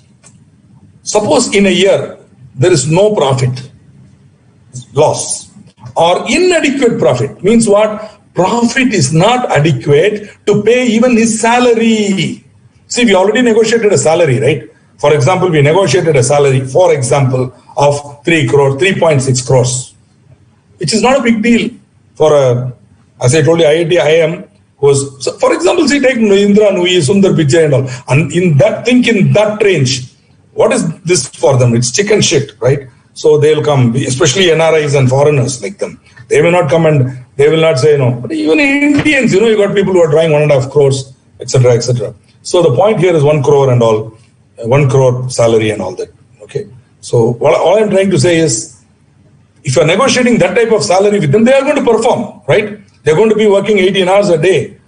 But the company is not making money. What can they do? They are working. So even when there is no profit or inadequate profit, Schedule 6 says you can pay remuneration, but not what you contracted. They have prescribed minimum remuneration that you can pay to them. If you want to go beyond that, then you have to go to central government, etc., etc. We'll see that. Okay. Section 3 gives certain exceptional situations where you can exceed these limits. Exceptional situations only they prescribe. Also, Section 4 talks about certain perquisites which are not to be included here. So, if you find a perquisite in the Section 4, that perquisite alone is not part of remuneration. Any other perquisite that you studied in Section 17 of the Income Tax Act is part of remuneration to be calculated for this. But this alone is exempted. Please understand, Section 4 gives not included. Perquisites, it's not defining perquisites. It's not saying these are the perquisites. No, it's saying, hey, these perquisites are not included in remuneration, which means anything else is included. Right. Finally, you have Section 5. Suppose a person is MD in 2 companies. He can be. Later on, when you come to Section 203, we will discuss about how a person can be appointed as an MD or M in more than 1 company, not more than 2. He can be appointed in 2 and not more than 2 companies. We'll see that when we come to 203. But suppose he's appointed as an MD in 2 companies, then Section 5 talks about the quantum or amount of remuneration he can draw from both the companies, combined how much he can draw, right? Part 3 gives some procedural aspects like resolutions to be passed, blah, blah, blah. Part 4 gives power to the central government to exempt any company from this schedule itself. Okay? No, as of now, they have not passed any exemption orders, but power is there. Now, Part 4 is something new. In those days, it was called Schedule 13. The same Schedule 5 in the 1956 Act was called Schedule 13. Now, Schedule 13, those days, did not have this power to exempt. Now, Schedule 5 has included the power of CG to exempt. So, this is the broad overview. So, we are going to see now part by part about this. Okay. So, first of all, Section 197 and Schedule 5 are linked provisions. They are one in one. They are hand in glove, you can say. So, you cannot read 197 without understanding Schedule 5. You cannot read Schedule 5 without understanding 197. So, when I am teaching this topic, I will be combining the two and going, right? Okay, before we get in, let us see if you have any questions to ask. I think one question was asked, which was interested. In the 4th case, Mr. Peter can become manager. Let me see. Mr. Peter can become manager. No. Even see, disqualifications applicable to MD, WTD and M. Even for M, disqualification is there. If he has been sentenced for more than 6 months, he cannot be appointed as manager also. That's what I would humbly suggest, madam. Right? Because these disqualifications are applicable to all. Right? See, if that person has been convicted by a court for a period of more than 6 months, right, and has been and 5 years have elapsed, etc., that person can be appointed as a director. That's all. Cannot be appointed as MD, WTD or M. Because even if conviction at any time for more than 6 months means cannot be appointed as MD, WTD or M. If it is more than 7 years, that person cannot be appointed as an MD, a director also. Okay. Definitely cannot be appointed as M. Okay. Good. So, appointment of MD, WTD or M. See, whenever we talk about this topic now, we will be combining these 3 terms, MD, WTD or M, MD, WTD or M. So, most of the provisions that apply to MD, WTD apply to M also. Try to sort of get that clear. If the minute I say MD, WTD, M. So, appointment of MD, WTD or M shall be subject to 197 and Schedule 5. Both have to be satisfied. In other words, and as rightly pointed out in those days by a very famous company secretary at the time, when Schedule 13 was introduced for the first time, there was a lot of confusion as usual. And some people thought Schedule 13 was an exception to the then managerial remuneration provisions. Okay. I think that was also 196 or something. They thought this was exceptions to that. But the gentleman, when I attended that one seminar conducted by him, I forget his name, he very clearly said, this is not an exception to Schedule 13. This is just certain situations. Schedule 13 is not an exception to the Companies Act. It only gives certain points where how the Act can be complied with. That's all it says. Okay. So that is why 197 itself will talk about Schedule 5. Okay. So both 197 and Schedule 5 have to be satisfied. The terms and conditions of such appointment and remuneration payable should be approved by the board of directors at a meeting. So first, if you are going to appoint the MD, WTD, M, you have to hold a board meeting. In fact, later on when you come to powers of board, meetings and powers of board, you will see for certain companies with a certain paid up capital and turnover, there should be a separate committee of the board called Nomination and Selection Committee. That committee should interview the candidate and come out with their opinion. And that should be given to the board. If the nomination committee rejects itself, it's gone for certain listed companies and other companies. But if the nomination committee clears it, the chances are the nomination committee will clear it. Okay. Then the board should appoint that person with the remuneration payable. Okay. The terms and conditions are approved by the board first. Then you have to approve by a resolution at the next general meeting. So you are at the next general meeting held. For this you can hold or any other general meeting, you can present it. Usually what they will do is they'll prepare a contract or agreement with the candidate. And that agreement will contain all the terms, like any employment contract, right? It will contain all the terms. It will also define the powers that he can have, which would include substantial powers of management, etc., etc. So the point here is that document first will be approved by the directors. Then they will appoint this person in that board meeting and he will start operating. But at the next general meeting, this appointment will come up before the shareholders for approval. Okay? And they have to be approved at the next general meeting. In case such appointment is at variance with the conditions specified in Part 1 of Schedule 5, friends, this Part 1 of Schedule 5 gives these disqualifications. This is Part 1 of Schedule 5, right? I'm sorry. This is 196 too. This is one. We will see Part 1 of Schedule 5 shortly. We will see Part 1 of Schedule 5. The additional disqualification. Sorry. So Part 1 of Schedule 5 gives the additional disqualification, third level, smaller circle, the least small fire ring. We will come to that.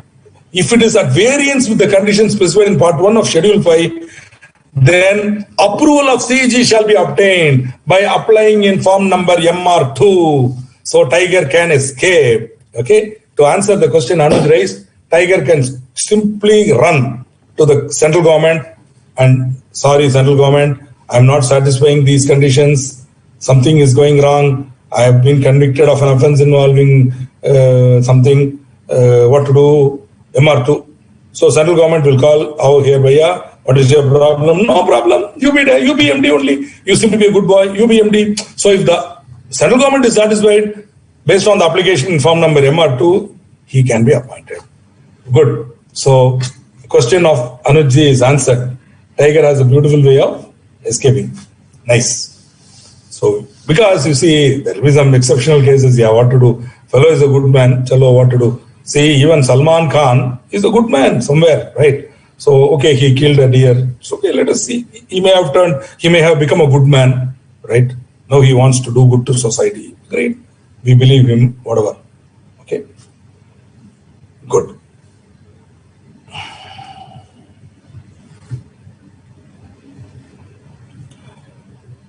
Now, the notice, see, you notice that there are two meetings, the board meeting and a general meeting.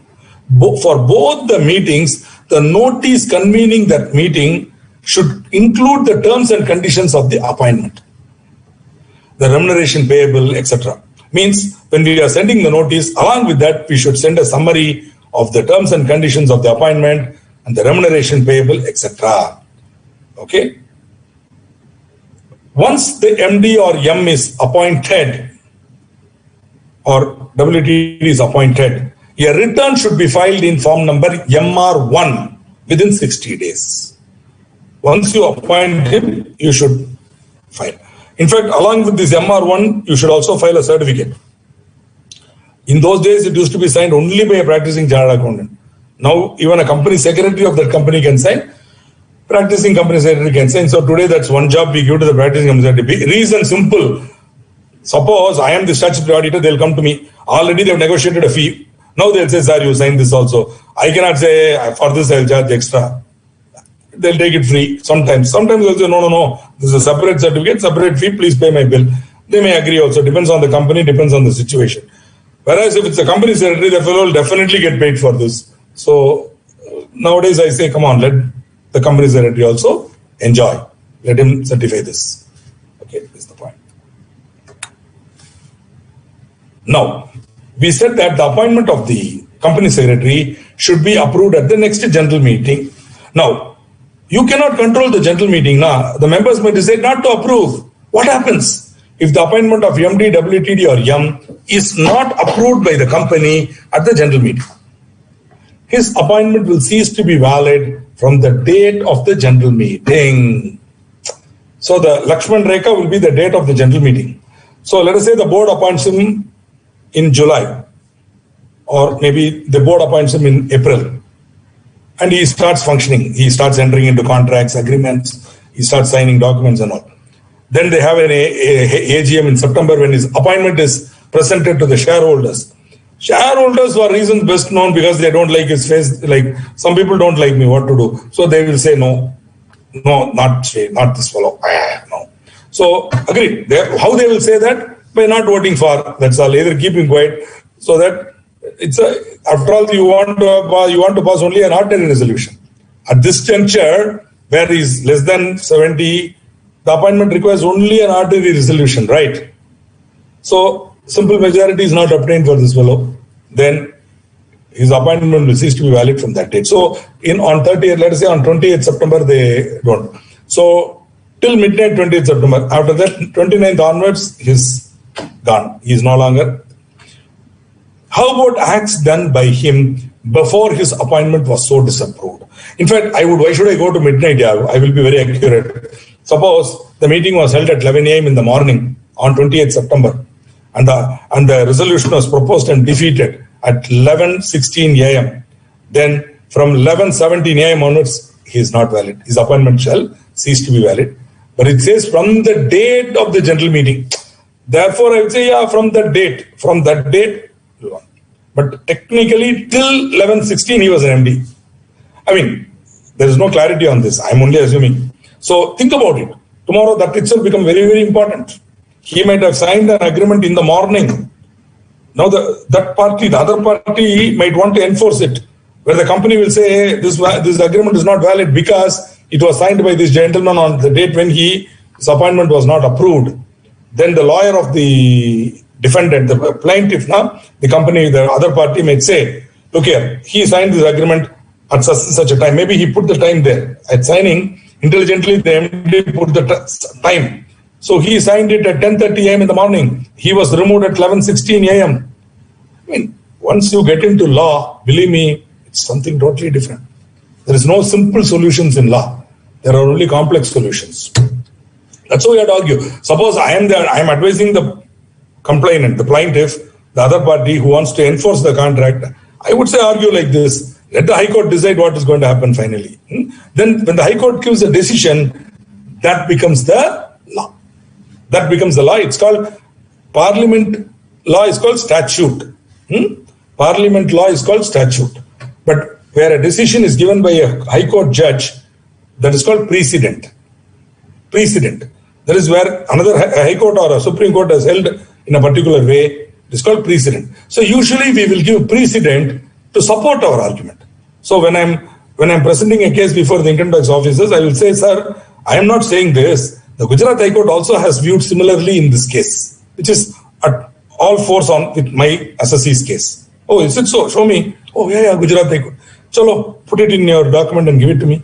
Then pass. So he will say, following the Gujarat High Court decision, I say it is correct. Okay. So there is the advantage of precedent. Is what I will say. Chalo. Now the real question is, how about acts done by him before his appointment was so disapproved? Any act done by him before such disapproval shall not be deemed to be invalid. Shall not be deemed to be invalid. Double negative. So shall be valid. That's how you have to understand. Okay. The act uses double negative. Shall not be deemed to be invalid means shall be deemed to be valid. That's how you have to write it. Or shall be valid. Like that you can say. So, good.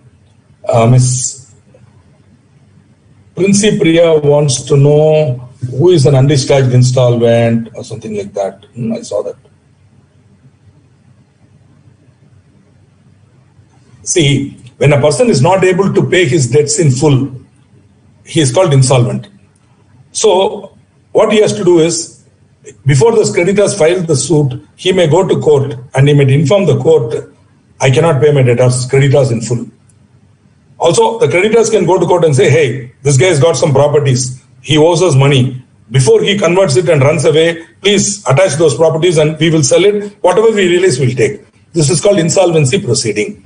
So once a person's, such a case has been filed against him, and finally the court will say, sell the property. They will sell. How much have you got? Only this much. Have you got it in full? No. Then they will say, such and such a person is insolvent. That's called, he is being adjudged as an insolvent. Then they will say he is insolvent. Then whatever assets are there will be sold, creditors will go away. Thereafter, please listen to me, Princy, very, very carefully. Thereafter, he will be undischarged insolvent. When he will become discharged, when, for example, life need not be always like that, no. Life is like a chessboard, yeah, dark and white. So problems will come, good things will also come. Okay? So there are both good, joy, sorrow, happiness, unhappiness. Life is dvantva, both. Okay? Both sukha and dukkha. So dvanta is there. So dvanta, both are going to go. The greatest happiness will be fleeting. The greatest unhappiness also will go one day. Okay? Having said that, this fellow also will become rich again. Maybe he starts another business in the name of his wife. That business does very well. He becomes again very big shot. Then he will come call all his creditors and say, come, how much did I owe you? Here, with interest you take it. And he will go to the court. They will all say, yes, he has paid us in full. Then the court will discharge him and say he is no longer an insolvent. He is becoming a discharged insolvent. I have explained undischarged insolvent to the best of my ability. I hope you have understood it. In case you have understood it, madam, why don't you put it in the query pad and say, yes, I have understood it. If you have not understood it, I don't know how to help you to understand. There was one person who did it, I forget his name. He was a famous West Bengal judge who, for his grandfather filed insolvency and he died as an insolvent. Therefore, when this gentleman became a judge and he earned a lot of money and became very wealthy, he called all his grandfather's creditors and he paid all the money and then he cleared the name of his grandfather. Because after the death, during the life, if he does it, he will get discharged and he will no longer be an undischarged insolvent. Okay? Hope you got the answer. Good job.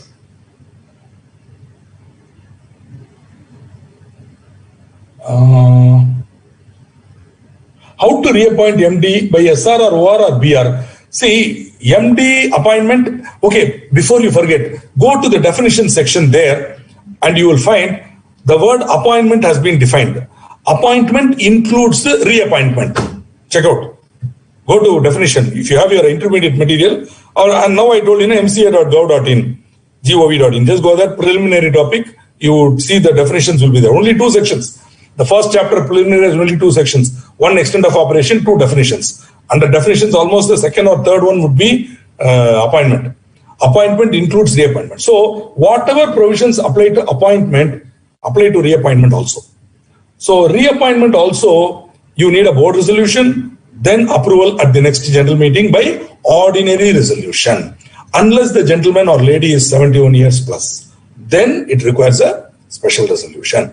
If the special resolution is not passed, then you are only but at least simple majority is obtained, then you can go to the central government and get it approved. See, tiger escaping example, we continue. Central government is always ready to call the tiger and hug it and say, tiger, what do you want? I can't become MD because of this. Don't worry, we will make you MD. The Ministry of Corporate Affairs will do it. Okay, they will help you. See, but then you have to file in that approval in form MR2. Do not engage a chartered accountant for this. Engage a company secretary, because if a chartered accountant takes the application, it will be rejected. But if a company secretary takes it, welcome company secretary. Oh, tiger is not able to cross no problem. Tell me what you want. I will do it. They'll do it for him. Okay. For us, no. If you go, you are a chartered accountant. You should know better than this, like that. We'll be punished. How can you bring this tiger here? No, go. Like that they will say. Why they do it, God only knows, but it happens. Yeah, CG can interfere in private company decision also. Definitely. So I have explained, I think, if acts are valid before the approval at the general meeting, then any negligence would also be valid. See, this type of question you should not ask me, Ji, because negligence, how it can be valid? Yeah. Your question itself contains the answer. Now, any valid act done by him without thinking, but if there is negligence, then he is guilty. He'll be liable to the extent of the negligence. He'll be liable. Okay. More importantly, the real question is not about negligence. The real question is, will it be binding on the company? The question you should ask is, will it be binding on the company? The answer is yes. The company cannot say, that gentleman is no longer MD. Okay, we have not approved now. So whatever he did is not valid. Sorry, whatever he did till the date he was disapproved is valid. You are bound by it. So that is the real legal point you have to understand here. Suppose it is negligence, then also the third party can claim against the company. What the company will do is they will file a suit against the MD for negligence.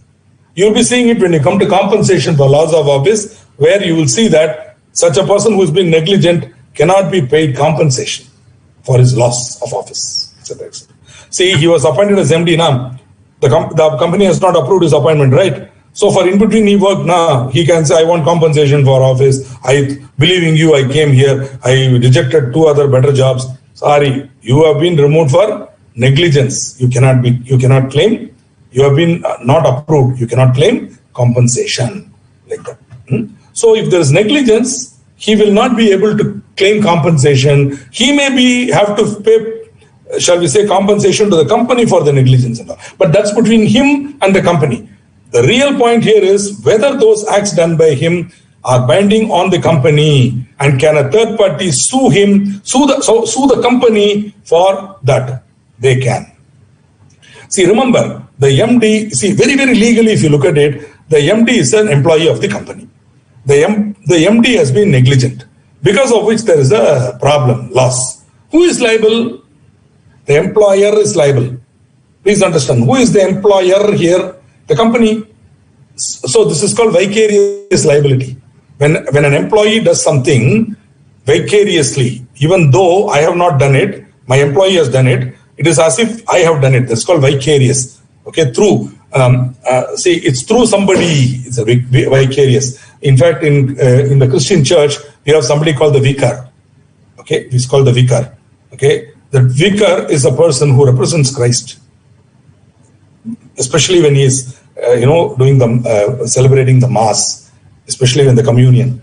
He is there in the, so that's why he's called vicar. Vicariously, God is coming and doing it. So vicar. So vicariously means though I'm not doing it, somebody else is doing it for me. So employees acts, the employer is vicariously or vicariously liable. So you raised a question and I've given you the overall idea. Okay. So if this gentleman or lady is negligent, then to the third parties, the company is liable. But to the man who was, see, my employee has done something because of his third party is affected. The third party comes to me, I have to settle him. Then I will catch my employee and say, hey, what's happened? Why did you do it? You pay me. So the MD can be sued by the company. Okay, this is how it has to happen. Thank you. Thank you. Okay. Chalo. Now, excellent. Now, moving on, not moving on. The time now is something like 8 o'clock. Shall we have a small break and for about say 5 to 10 minutes, then again start the session when we will get into more into remuneration. Hopefully I want to complete schedule 5 today and the remaining portion of managerial remuneration in the next class, right?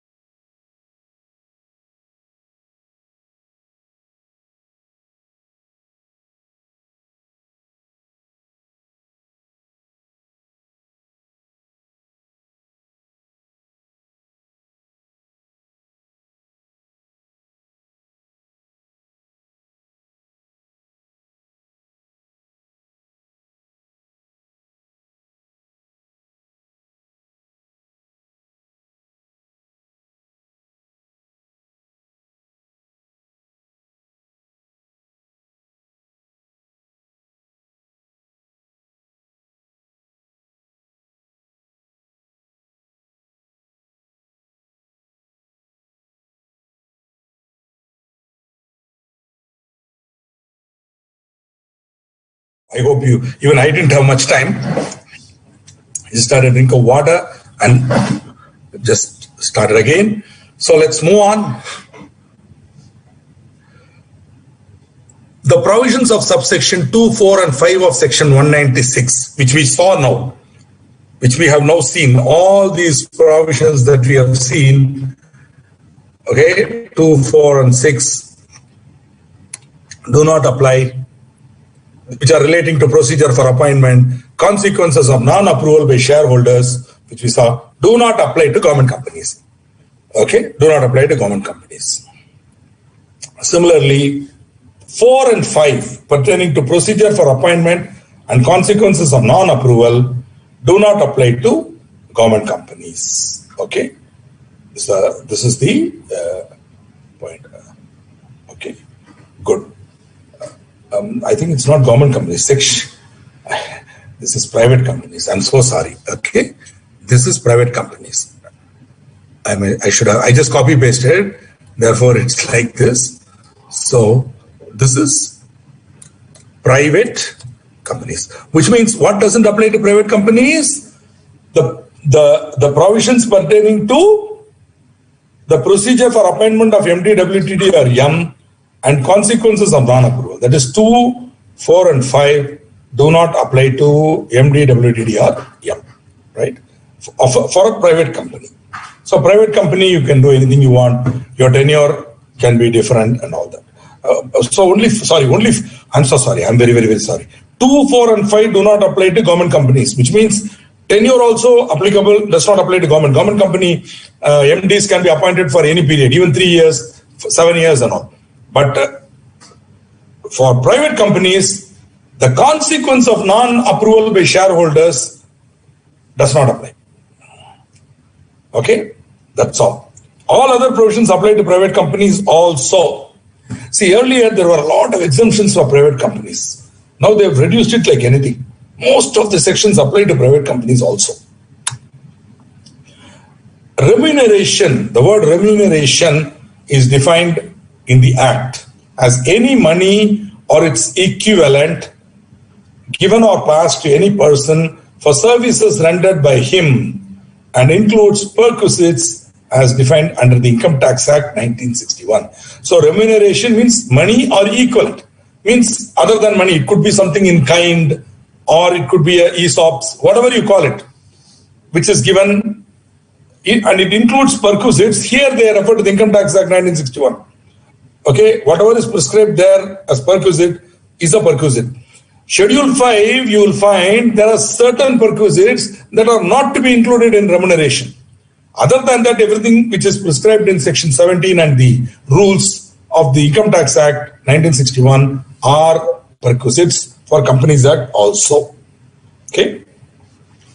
Remuneration determined under section 197 and schedule 5 shall be inclusive of remuneration payable to him for the services rendered by him in any other capacity. Example, I'm appointing Mr. Intelligent as whole-time director, right? And I have fixed a remuneration of 2 lakhs per month, no problem. In addition to that, Mr. Intelligent is also a marketing consultant. So I'm paying him a fee for consulting, marketing consulting. What is that marketing consulting? Whatever we are paying him. That is also included for calculation of remuneration. So any remuneration payable to him for the services rendered by him in any other capacity is also included. Exception to exception. So first is remuneration includes services given in any other capacity. Now certain services are not to be included. Any remuneration for services rendered by any such director in other capacity, other than as a director. Other capacity means other than as a director shall not be so included if the service rendered are of a professional nature. Friends, what is a professional service? We do not know. Okay. Who decides?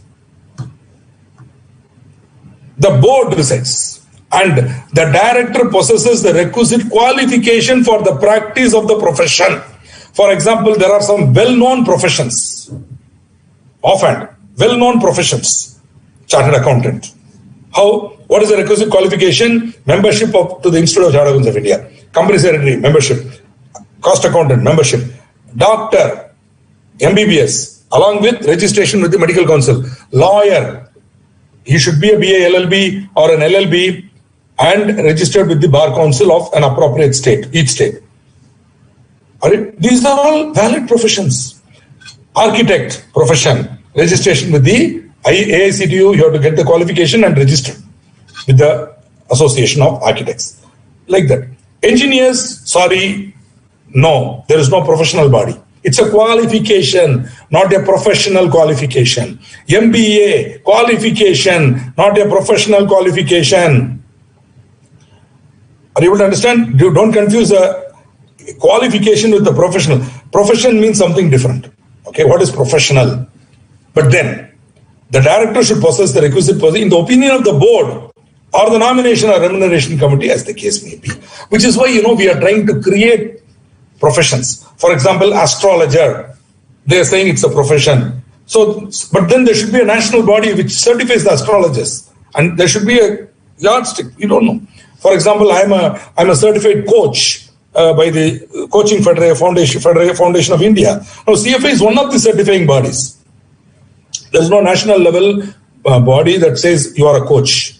So like that, see, trainer, I'm a trainer. Trainer is not a profession. In fact, I have been telling so many people, HR guys, I've been telling, boss, we should form ourselves into a profession, form an institute like we did in CA. You all guys become an institute, get recognized by Parliament, have an examination, have internship, get ourselves regularized. They don't want to do it, which means every Tom, Dick or Harry can say I'm a professional trainer.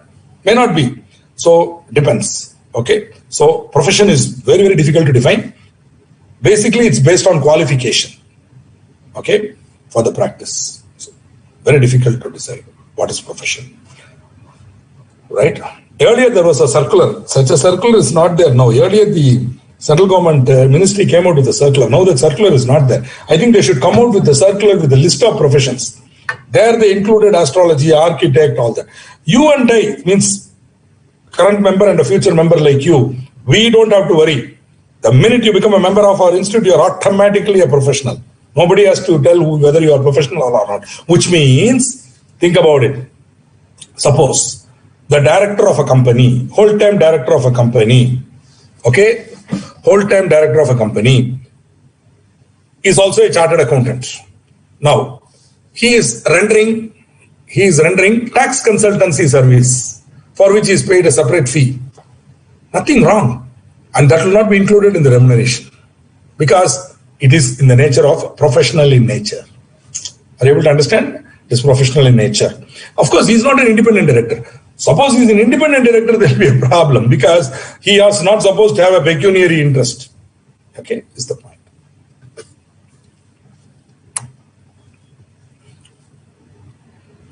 Now we come to the great Schedule 5, Part 1.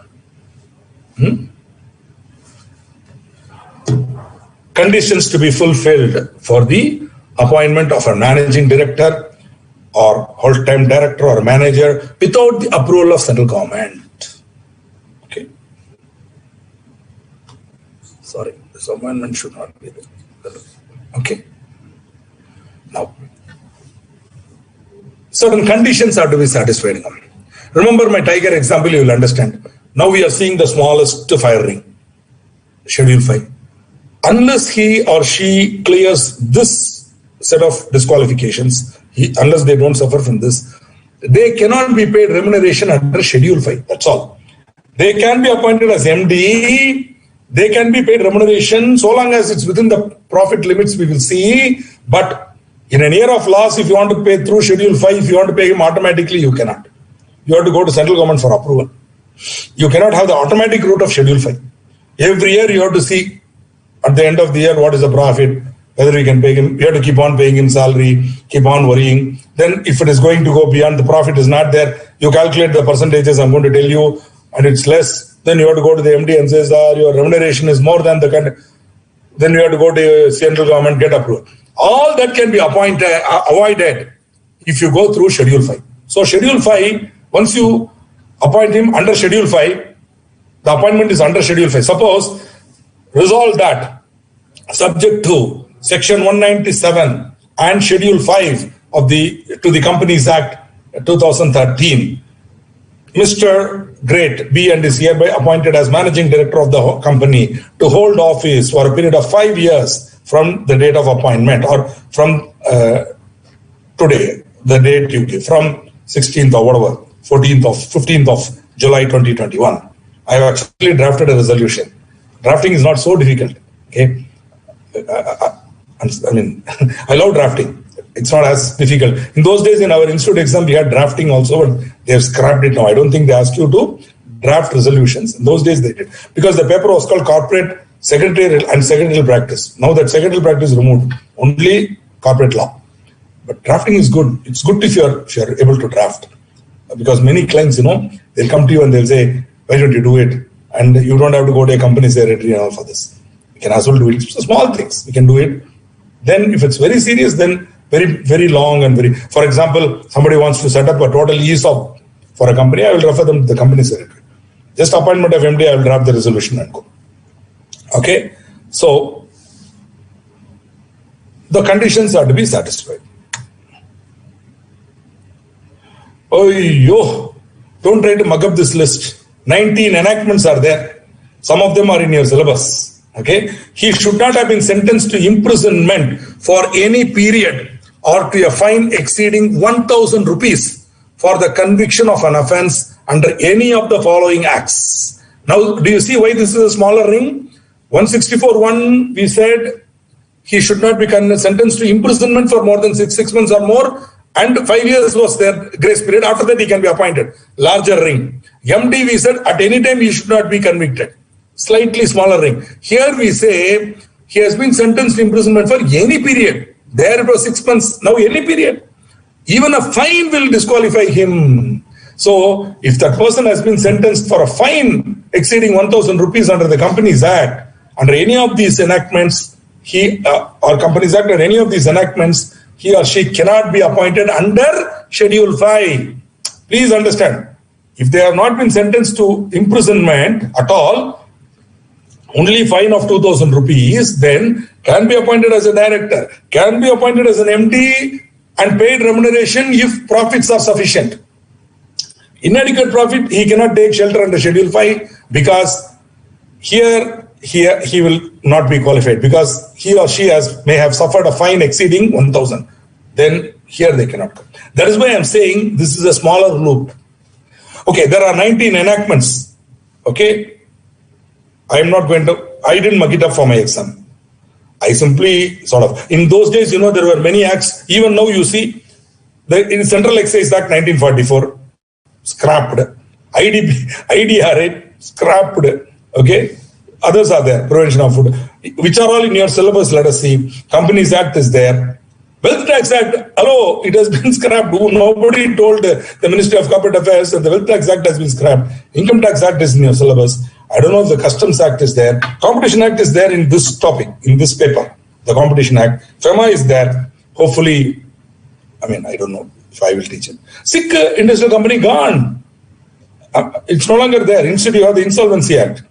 The Insolvency and Bankruptcy Code is there. FT, I don't know. Maybe they're including it possibly because these people, that could be the reason, right? Earlier laws, maybe there might be a conviction under that law, they are saying. So there's no period here. Anytime, okay, then he will be affected. So they've included those old laws also. PMLA, I think it's there in your law. I don't know. It's there, I think. They scrapped 2 laws. I don't know. They scrapped 2 laws. Recently they scrapped, in your syllabus, they removed 2 laws. Okay. The GST Act is there. Fugitive Economic Offenders Act 2018 for our great Nirav Modi and all, I think, who are escaping, and the great Vijay Mallya, fugitives who are economic offenders and all that. Okay. Whatever. Try to remember them. Don't mug it up, just casually. In the exam, if they say so-and-so has been convicted and has been sentenced or convicted and has fined 5,000 rupees and they give a law, chances are very high it is there. The institute will not be so cheap as to check your memory of these laws. And by and large, you can try to remember. Next is another condition. He had not been detained for any period under the Conservation of Foreign Exchange and Prevention of Smuggling Activities Act. Then can you get me that notebook? Smuggling Activities Act. COFE POSA. If you see the abbreviation of this enact, if you see the abbreviation of this enact, thank you. If you see the abbreviation of this enactment, it is COFE POSA, COFE POSA. So it's called COFE POSA. Okay, where somebody is caught red-handed in the airport or with cocaine, drugs, or with bullion, or with counterfeit or US dollar, forex, without explanation how he got it. Then immediately he'll be detained for 48 hours. Friends, this detention is a rare thing. COFE POSA has it. Okay. One or two other enactments have it. Very, very, very tough, because I'll tell you why. I mean, maybe I'm wasting your time, but I don't know. But as students of law, you should know that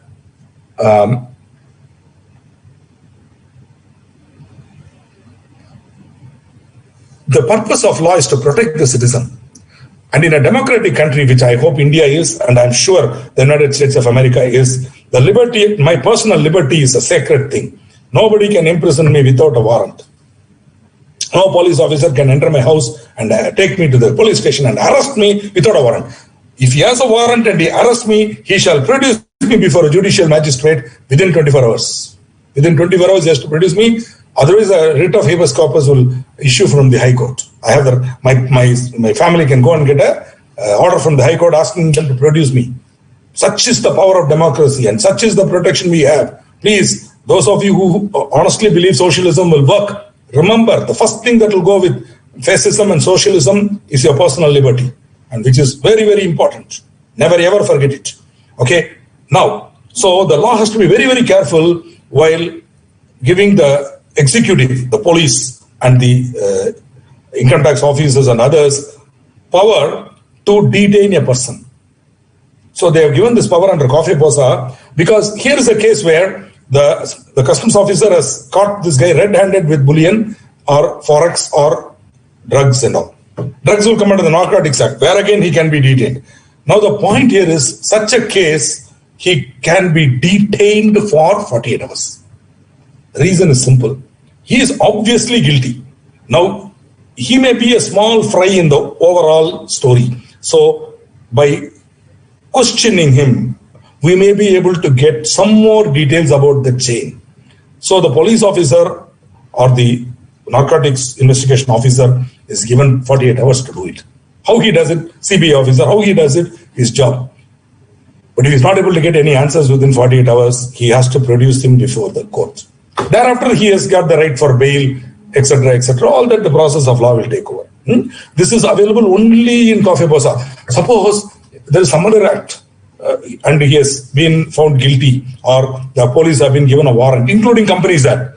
They can arrest him on remand, but they have to produce him before the judicial magistrate. First, they have to get a warrant from a judicial magistrate, and they should then produce him before the judicial magistrate 24 hours later.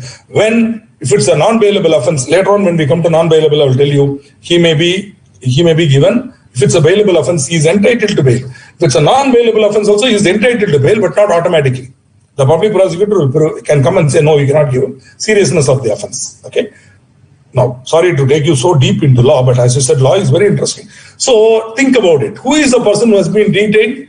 A person who has been caught red-handed with drugs. Such a fellow, is he good for being in management of a company? Chalo yaar, we can appoint him as a director. We can even appoint him as an MD. But we do not want to give him the privilege of Schedule 5. He cannot take Schedule 5 privilege. Okay? Is the point. Now, the central government has the power to give its approval to the appointment of a person convicted or detained under A or B.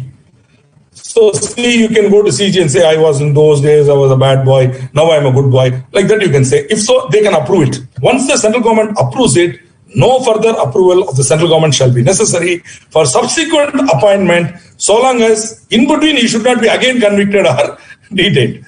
Okay, so long as he's been a good boy in the meantime, he can be reappointed without the approval of the central government. I mean, I'm not questioning the right of the central government to give such relief, because in some fitting cases they might give. Okay, but then you have to be very careful, right? Don't think I'm reproducing the same slide. Okay, this is everything is the same. For Schedule 5 also, 21 years he should not have completed, he should not have attained the age of 70. But that 70 years you have to appoint by passing a special resolution. That option is not there. If special resolution has been passed, no further approval of central government is necessary. So think again. To appoint a 72-year-old person as MD under 196, you have to pass a special resolution. Just appoint. In case the special resolution is passed, if an ordinary resolution is passed, with the approval of central government. But if you want to bring him under Schedule 5 and pay him remuneration even in year of loss, then you have to pass a special resolution. If that special resolution has been passed, no further approval of central government shall be necessary. But suppose the special resolution has not been passed, even if ordinary majority is not obtained, you can go to central government and get relief here for Schedule 5. But to appoint him as an MD, you should show that he has got the simple majority. Okay, that's the point. So again, a smaller circle is given here. Next is resident of India. Schedule 5 is available to residents of India only. Exceptions are there. One exception is there. He is a resident of India. So for the purpose of this schedule, resident includes a person who has been staying in India for a continuous period of not less than 12 months immediately preceding the date of his appointment as a managerial person, and who has come to stay in India for taking up employment in India or for carrying on a business or vocation in India. Not vacation, sorry. I'm so sorry. I hope Schedule 13 is not wrong. Maybe it's mine. Vocation. Vocation is different from vacation. Vacation means not doing your job. Okay? Being a trainer is my vocation. Being a chartered accountant is my profession. Right?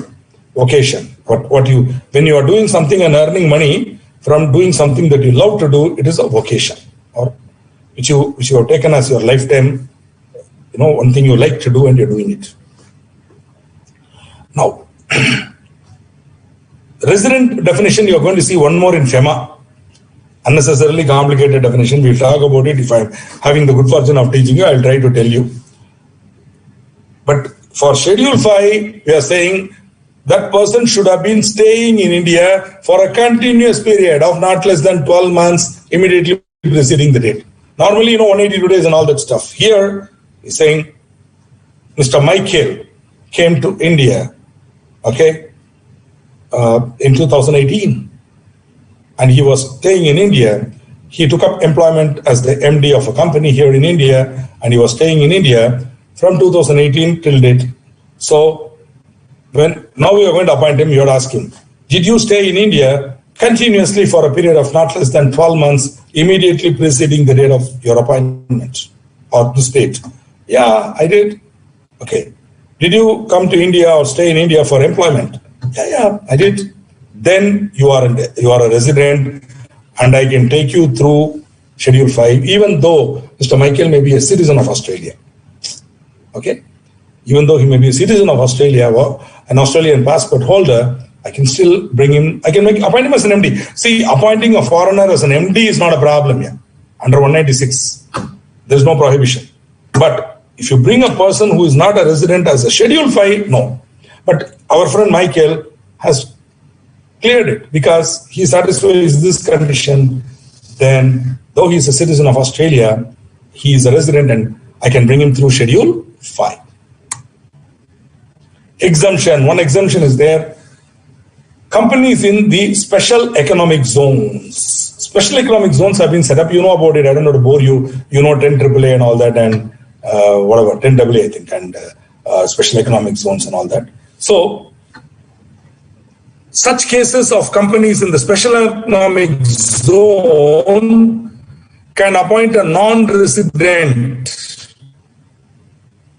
Even though he is not a resident, he can be appointed, provided he is appointed as an MD, WTD or YM in a company in SEZ.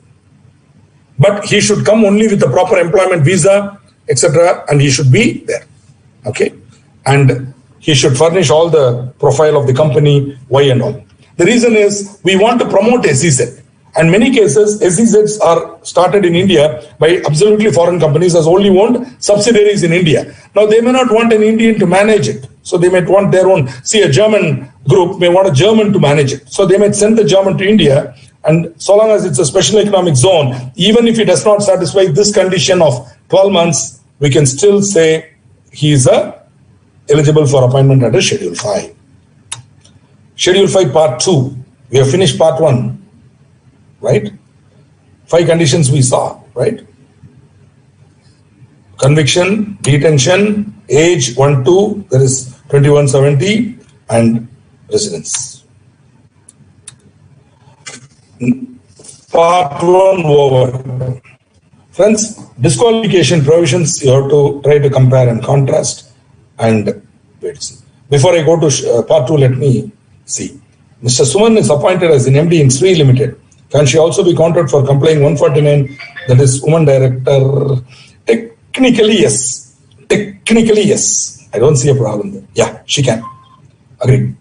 Because there is no prohibition on, or there is no condition that the woman director should not be MD, WTD or YM, WTD.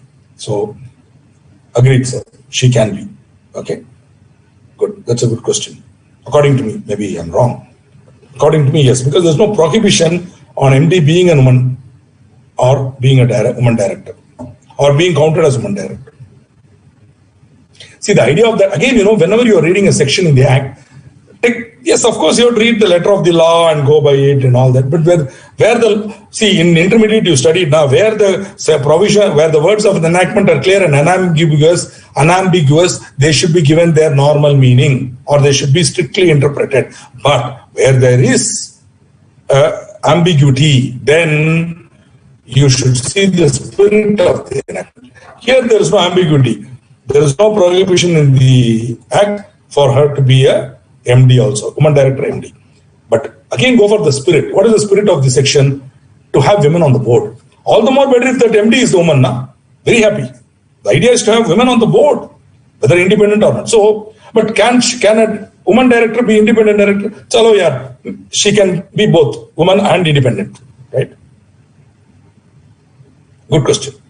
What if NRC and board have difference in opinion on what is profession? Board will prevail, to answer your question straight, because after all, the committee is a creature of the board. It was created. Don't say creature means don't think bad word. Anything that is created is a creature. I am a creature because I was created by God. I mean, I hope. Okay. I mean, I believe in God, so I believe that I am created by God. So I was created. So I am a creature. And so the point is, this is a creature of the board, and it can be the board. But the board of directors should document their decision very clearly and say why they say it's a profession and possibly even get a legal opinion. Because tomorrow the chairman of the committee, he might resign and he might go to the MCA and say they are not listening to me. He has some power. Now resignation will, see, when that guy resigns, it becomes a problem. So better you document it, and then if the board is having a difference of opinion, better document it and do it. Okay. Same as audit committee. See, the chairman of the audit committee may say something. The board need not accept it. And if the board does not accept it, they have to give the reasons. And the chairman of the audit committee can also represent in the committee and say, according to me, it was not right. So, but finally, board will win. And finally, shareholders will win. Okay. It's again a very nice question. Good. 8 acts are there in our syllabus, says Krishna. Thank you for counting. At least those you will remember, because they are in your syllabus, yeah. Okay. Okay, I didn't know that. Earlier, when I was teaching law, Competition Act was in this paper. So now they put it in elective. Good, excellent. One enactment less to study now. SCRA and SURFACE have been removed. I was going to search in my notebook. I made a note in my notebook to tell you all. Yes, Securities Contract Regulation Act and SURFACE have been removed from your syllabus. So don't, if you didn't know about it, you know, I just thought I will share.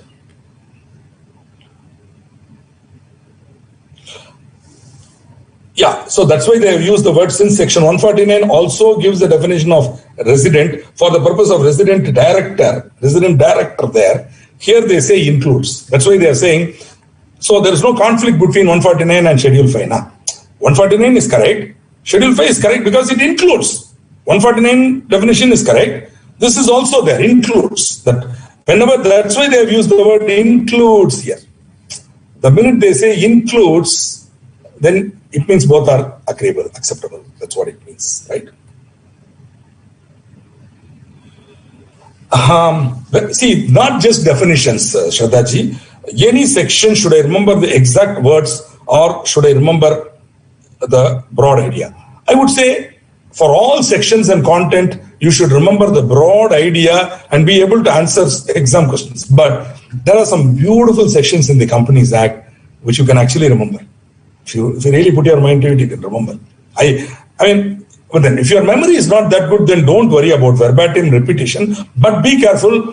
Your interpretation or your version of that section should not be contradicting that section. Be careful. Which is why in some of these slides, you might see I'm using simple terms, words, to simplify the law. You can go ahead and do it. But I'll be very, very careful that the basic meaning should not change. See, again, to give an ancient Indian example, you know, almost everybody in India has written a Bhashya for Bhagavad Gita. Now, the Bhagavad Gita is the original source, right? Now, when you are trying to translate an original source, you should be honest and honorable to that original source. You should not try to include words there which are not there in the original source. So that is all I'm humbly requesting. So when Adi Shankara writes about Bhagavad Gita, he is saying, look here, this is what it says there and this is what I feel. But you cannot say something that was not said in the Bhagavad Gita and say, hey, this is what I feel. So be careful for that one, humble, right? Otherwise, yes, you are entitled to use your own words. Simple words are better than complex words. But still, there are some beautiful sections in the Companies Act. In those days, you know, I used to remember easily out of the total 672 sections, many of them are stupid, not important, not there. But 250 sections I used to know by heart. By heart. I used to repeat it. But that was in those days, 1989, 90. I was mad about company law, which is why I selected to become a teacher of this law as against any other subject, which though I loved costing, as a subject I loved it. I didn't want to be a teacher there, but I prefer to be a teacher of company law because I loved this law. Okay. And so that's what it is. As per SEBI, all ODR regulations, the top one. Correct. See, all listed companies have to appoint one. See, okay, you are saying the listed as per LODR regulations, they should have one independent woman director, which means if you are in that top 1,000 listed entity in terms of market cap, then I didn't know about this, Krishna. Thank you. Thank you for, I didn't know about this new condition. If so, then you have created an exception to the general answer to the question I gave. Question was, can woman director be MD? I said yes. Now you are saying, sir, what you are saying is wrong, is not wrong, but be careful, that company should not be 1,000 listed entities in terms of market cap. Point well taken. In those cases, that woman director should be an independent woman director, they are saying. Right. But still, MD can be a woman. Okay. MD can be a woman. Okay. But she cannot qualify a woman director is what you are saying. Good, Krishna. Thank you for that. Wonderful. Okay. It's not unrelated. It is out of syllabus question on auditors. Auditor already over. There is no prohibition. You can be an auditor of the holding company and the subsidiary company. There is no prohibition. You can be. Nothing no. It saves time. Okay. Because anyway, as auditor of the holding company, you are going to consolidate the subsidiary now. I don't see any violation of independence also there. Because after all, I'm auditing the holding company, which I'm going to merge you, yeah. Why can't I audit you also? I don't see any challenge in independence there, right? So that's how it is. This is my humble answer to you, Ms. Verma, and hope it answers. Don't worry. After all, company law is open. It's there. Some questions make me think. Some of you ask me. In fact, this question I would actually do some little more research, but I don't see any direct prohibition. unless Krishna is able to show that some other SEBI prohibition is there for it. Maybe, I don't think there is. You can. I have seen also same auditor signing both the holding and subsidiary. Okay, is the point. I have signed myself on a stock. Okay, check out. Beautiful. You know what? You guys are all too brilliant. Okay, some of you, the way you are answering my questions, some of you, the way you are adding points to what I'm saying. I love you all, and I'm sorry, the time is the only problem here. Right, friends, Schedule 5, Part 2, Section 1. Remuneration payable by companies having profits. So this is the case where the company has sufficient profits now. We negotiated 3 crores with this guy. Our company is making 500 crore net profit after tax now. We are transferring to everything. See, after tax, whatever profit is there, before managerial remuneration, I have to see. Okay? It's about 300 crores. Oh, I'm going to pay this guy, 3 crores, 36 crores, yeah. Not a big deal. We all of them put together. But we have to be very careful. Section 197 has prescribed certain percentages. Okay? So they say, for one whole-time director or MD, you cannot pay more than 5% of the net profits. So if it is 300 crores, then 5% of net profit is 15 crores. I don't know. What is it? Must be 15 crores. Right? So you can't pay him 36. You're going to pay him 3 crores. So that's per annum. If that's okay. If it's per month, no, you can't pay him. Okay. So 3.6 crores, no problem, because it's well within up to 15 crores you can pay him. 5% of 300 crores. So, and there are companies like that. Huge profits. Check out. So the MD and all can be paid. Now, beyond that 5%, you can pay him commission also. So totally, the remuneration by way of salary and commission, up to 5% of net profits you can pay. Suppose there is more than one MD or WTD. See, you cannot have MD and manager, and you cannot have more than one manager, but you can have more than one MD. 2 MDs can be there, joint manager, because substantially, you are only giving substantial powers. You are not giving the management of the whole of the company or substantially the whole. Very important definition. So a company can have only one manager, but it can have more than one MD. Okay? Right? There's a small correction here. I'll do that, and I think I'll be able to do that. Okay? So the company, actually, this particular thing, one whole-time director or managing director or one manager only is missing there. You can pay one manager only 5%. But you can have more than one MD or WTD, 10% of net profits were all taken together. Totally, MD, WTD, one man. If you have an MD, you cannot have manager, right? So, either manager and whole-time director or MD and whole-time director, any combination, total cannot exceed 10%. I'm sure you have studied this for auditing, so this is not new to you.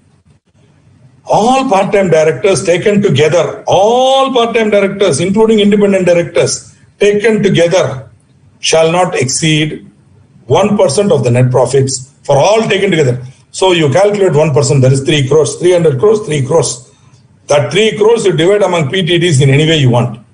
Our company has had a profit of 300 crores this year. You can pay him 1%. That 1% you divide in any way you want. Where there is MD, 1%. Suppose there is no MD at all, only part-time directors are running the company with employees. Then, even then, all part-time directors taken together, when there is no MD or WTD, 3% of net profits were all taken together. So, 300 crores profit this company made, all the part-time directors together can take 9 crores. Got it? Total overall for all the director, managerial personnel, whole-time director, MD, or PTDs, all put together, the overall ceiling, 11% of the net profits computed in accordance with Section 198, which we will see hopefully in the next class only. for all categories taken together, the remuneration of the directors shall not be deducted from the gross profits. They are using the word gross profits. What they actually mean is PAT. For arriving at PAT, you should not reduce the remuneration. Though it is a charge on profit, you should arrive at the remuneration before, you should arrive at the profit before calculating remuneration. And then calculate these percentages on that. Then reduce that, you will get your profit, profit before tax. Then you pay the tax and you go on. Okay, so you take the PBT before managerial remuneration, calculate it on that, and then you reduce it, and then you pay your tax on the balance. This is how it should. I'm sure you are familiar with this in accounting or in auditing. Therefore, you must be more experts than me in these calculations. So, the above percentages shall be exclusive of any sitting fees payable to directors under section 197.5. Under section 197.5, a company may pay sitting fees to directors, means some kind of a remuneration for attending the board meetings. So for every meeting they attend, they will get certain amount. We'll see that shortly. Now, suppose the company wants to exceed this 11%, they want to pay more. In our example, what happened? We calculated 300 crores. We said, I want to pay him 3 crore per month. This is what I have negotiated with him. That's how it is. 36 crores. Overall, I can pay only 11% of 300 crores. Yeah, that is 33 crores only I can pay. Whereas this guy alone is going to pay 36 lakhs. What to do? Plus I have to pay to the part-time directors. Plus I have to pay to the other whole-time director. Everybody have to pay. So I have to exceed the limit.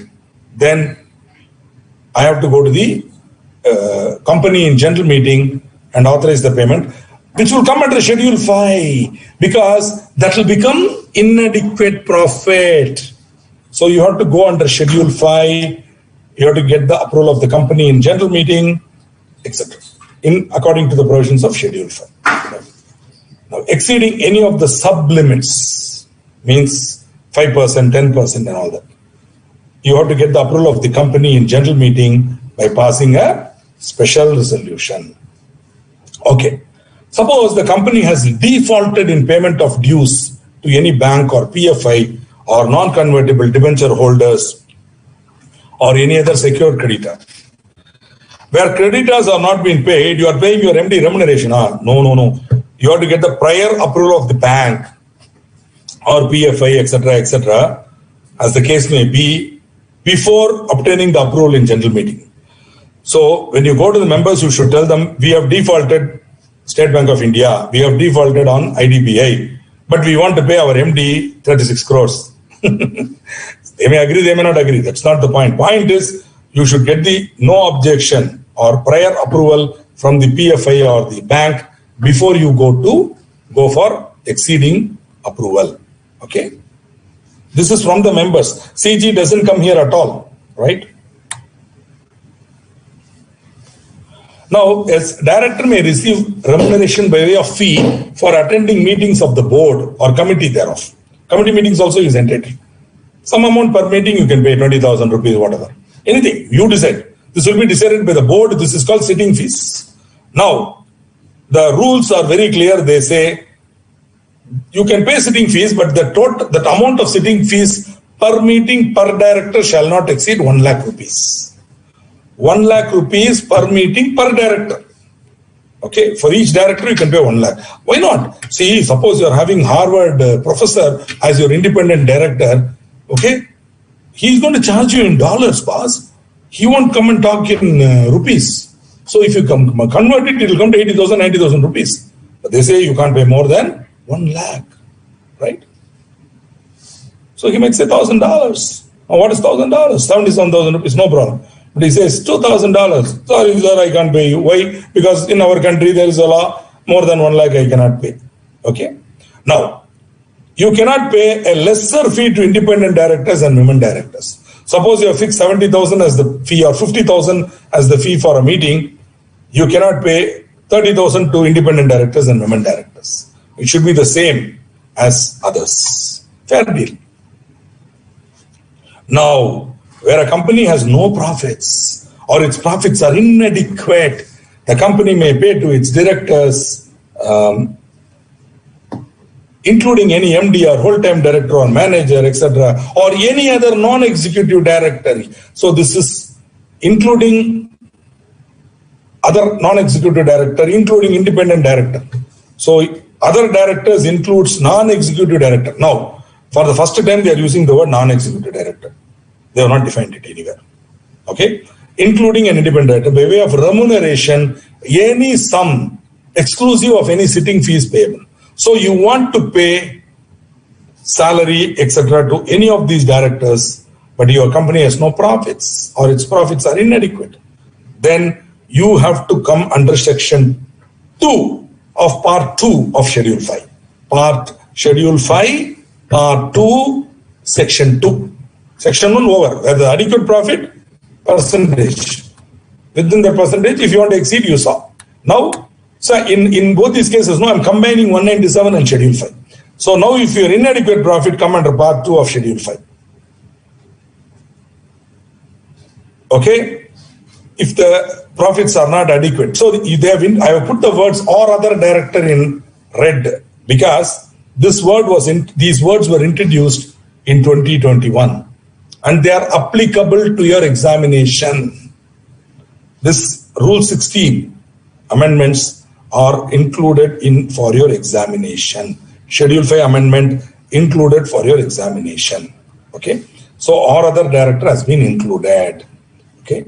So where the company does not have profits or inadequate profits, it may pay remuneration to such managerial person or other director not exceeding the limits given under clauses A and B.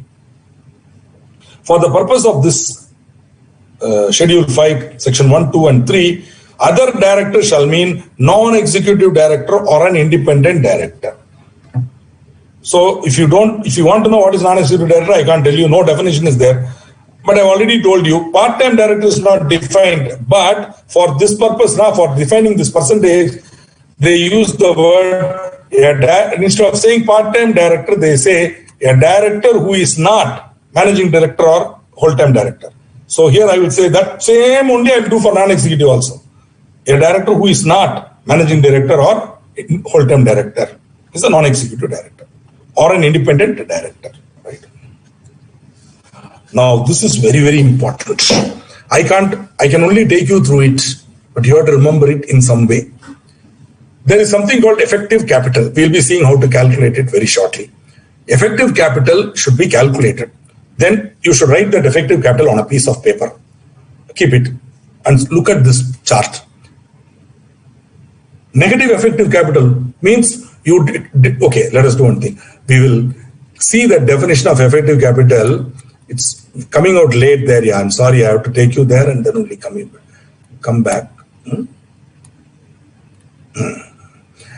Effective capital means the aggregate of the paid up share capital, excluding share application money or advances against shares. So calls in advance cannot be taken, share application money cannot be taken.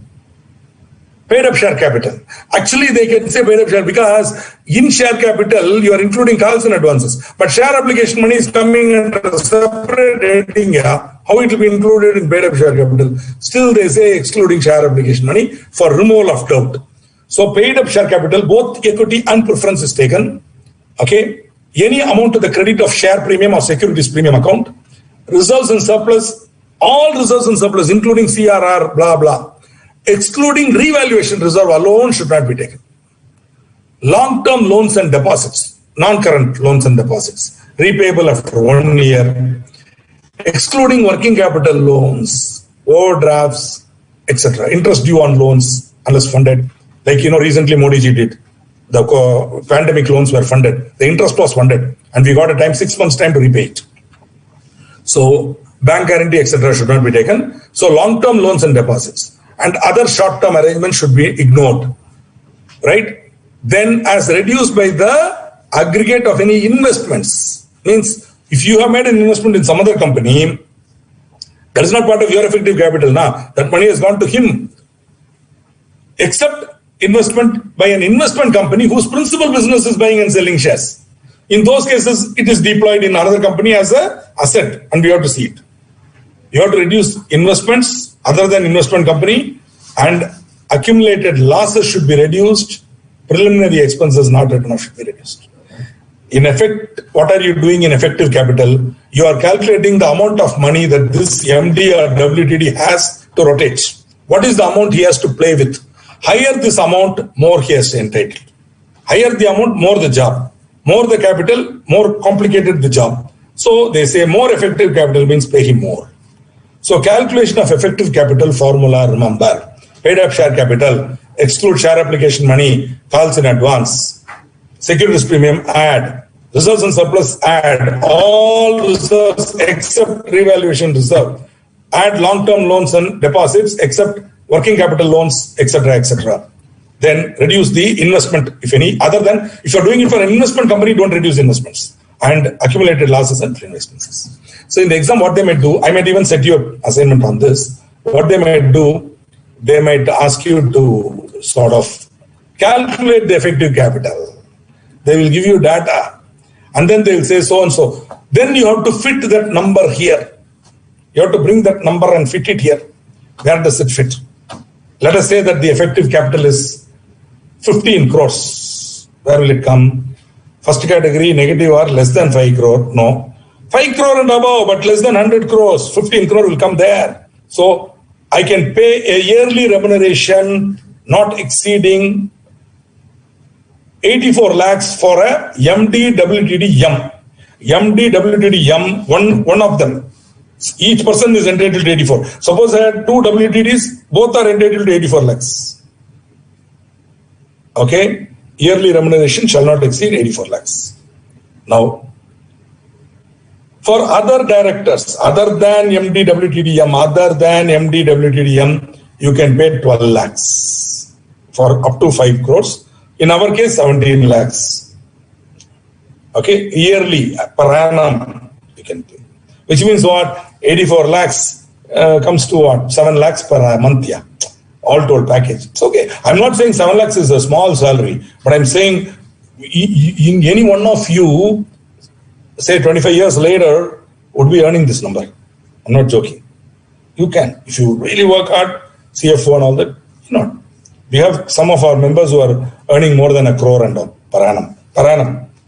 Not impossible. 100 crores and above, but less than 250 crores. 120 lakhs.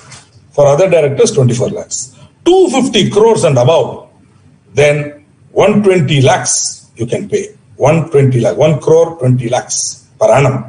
Plus 0.01% of the effective capital in excess of rupees 250 crores.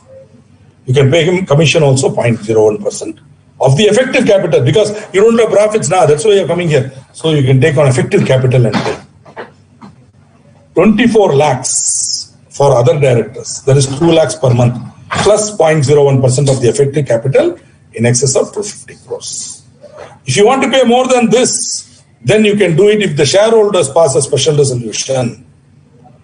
Okay, it is hereby clarified that for a period less than 1 year, the limit shall be prorated. Means, suppose this gentleman has been an MD only for 7 months, then 84 into 7 by 12. You will have to pay 49, like that. Okay, so it will be get prorated accordingly. Okay. So this is schedule part 2 of schedule 5, section 2. A. Subparagraph A. Okay. Now we have to see subparagraph B. But the time is 9. Okay. So let me stop here. Don't worry.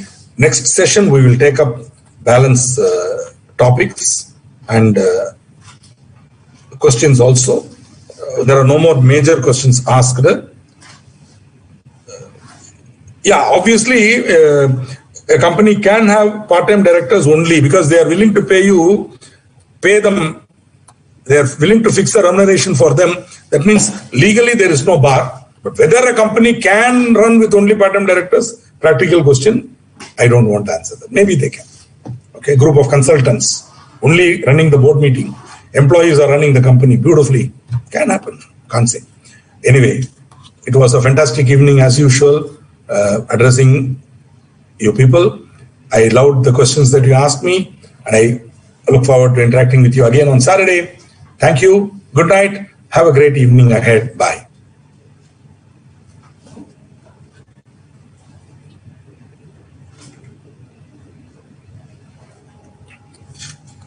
Sir, class over.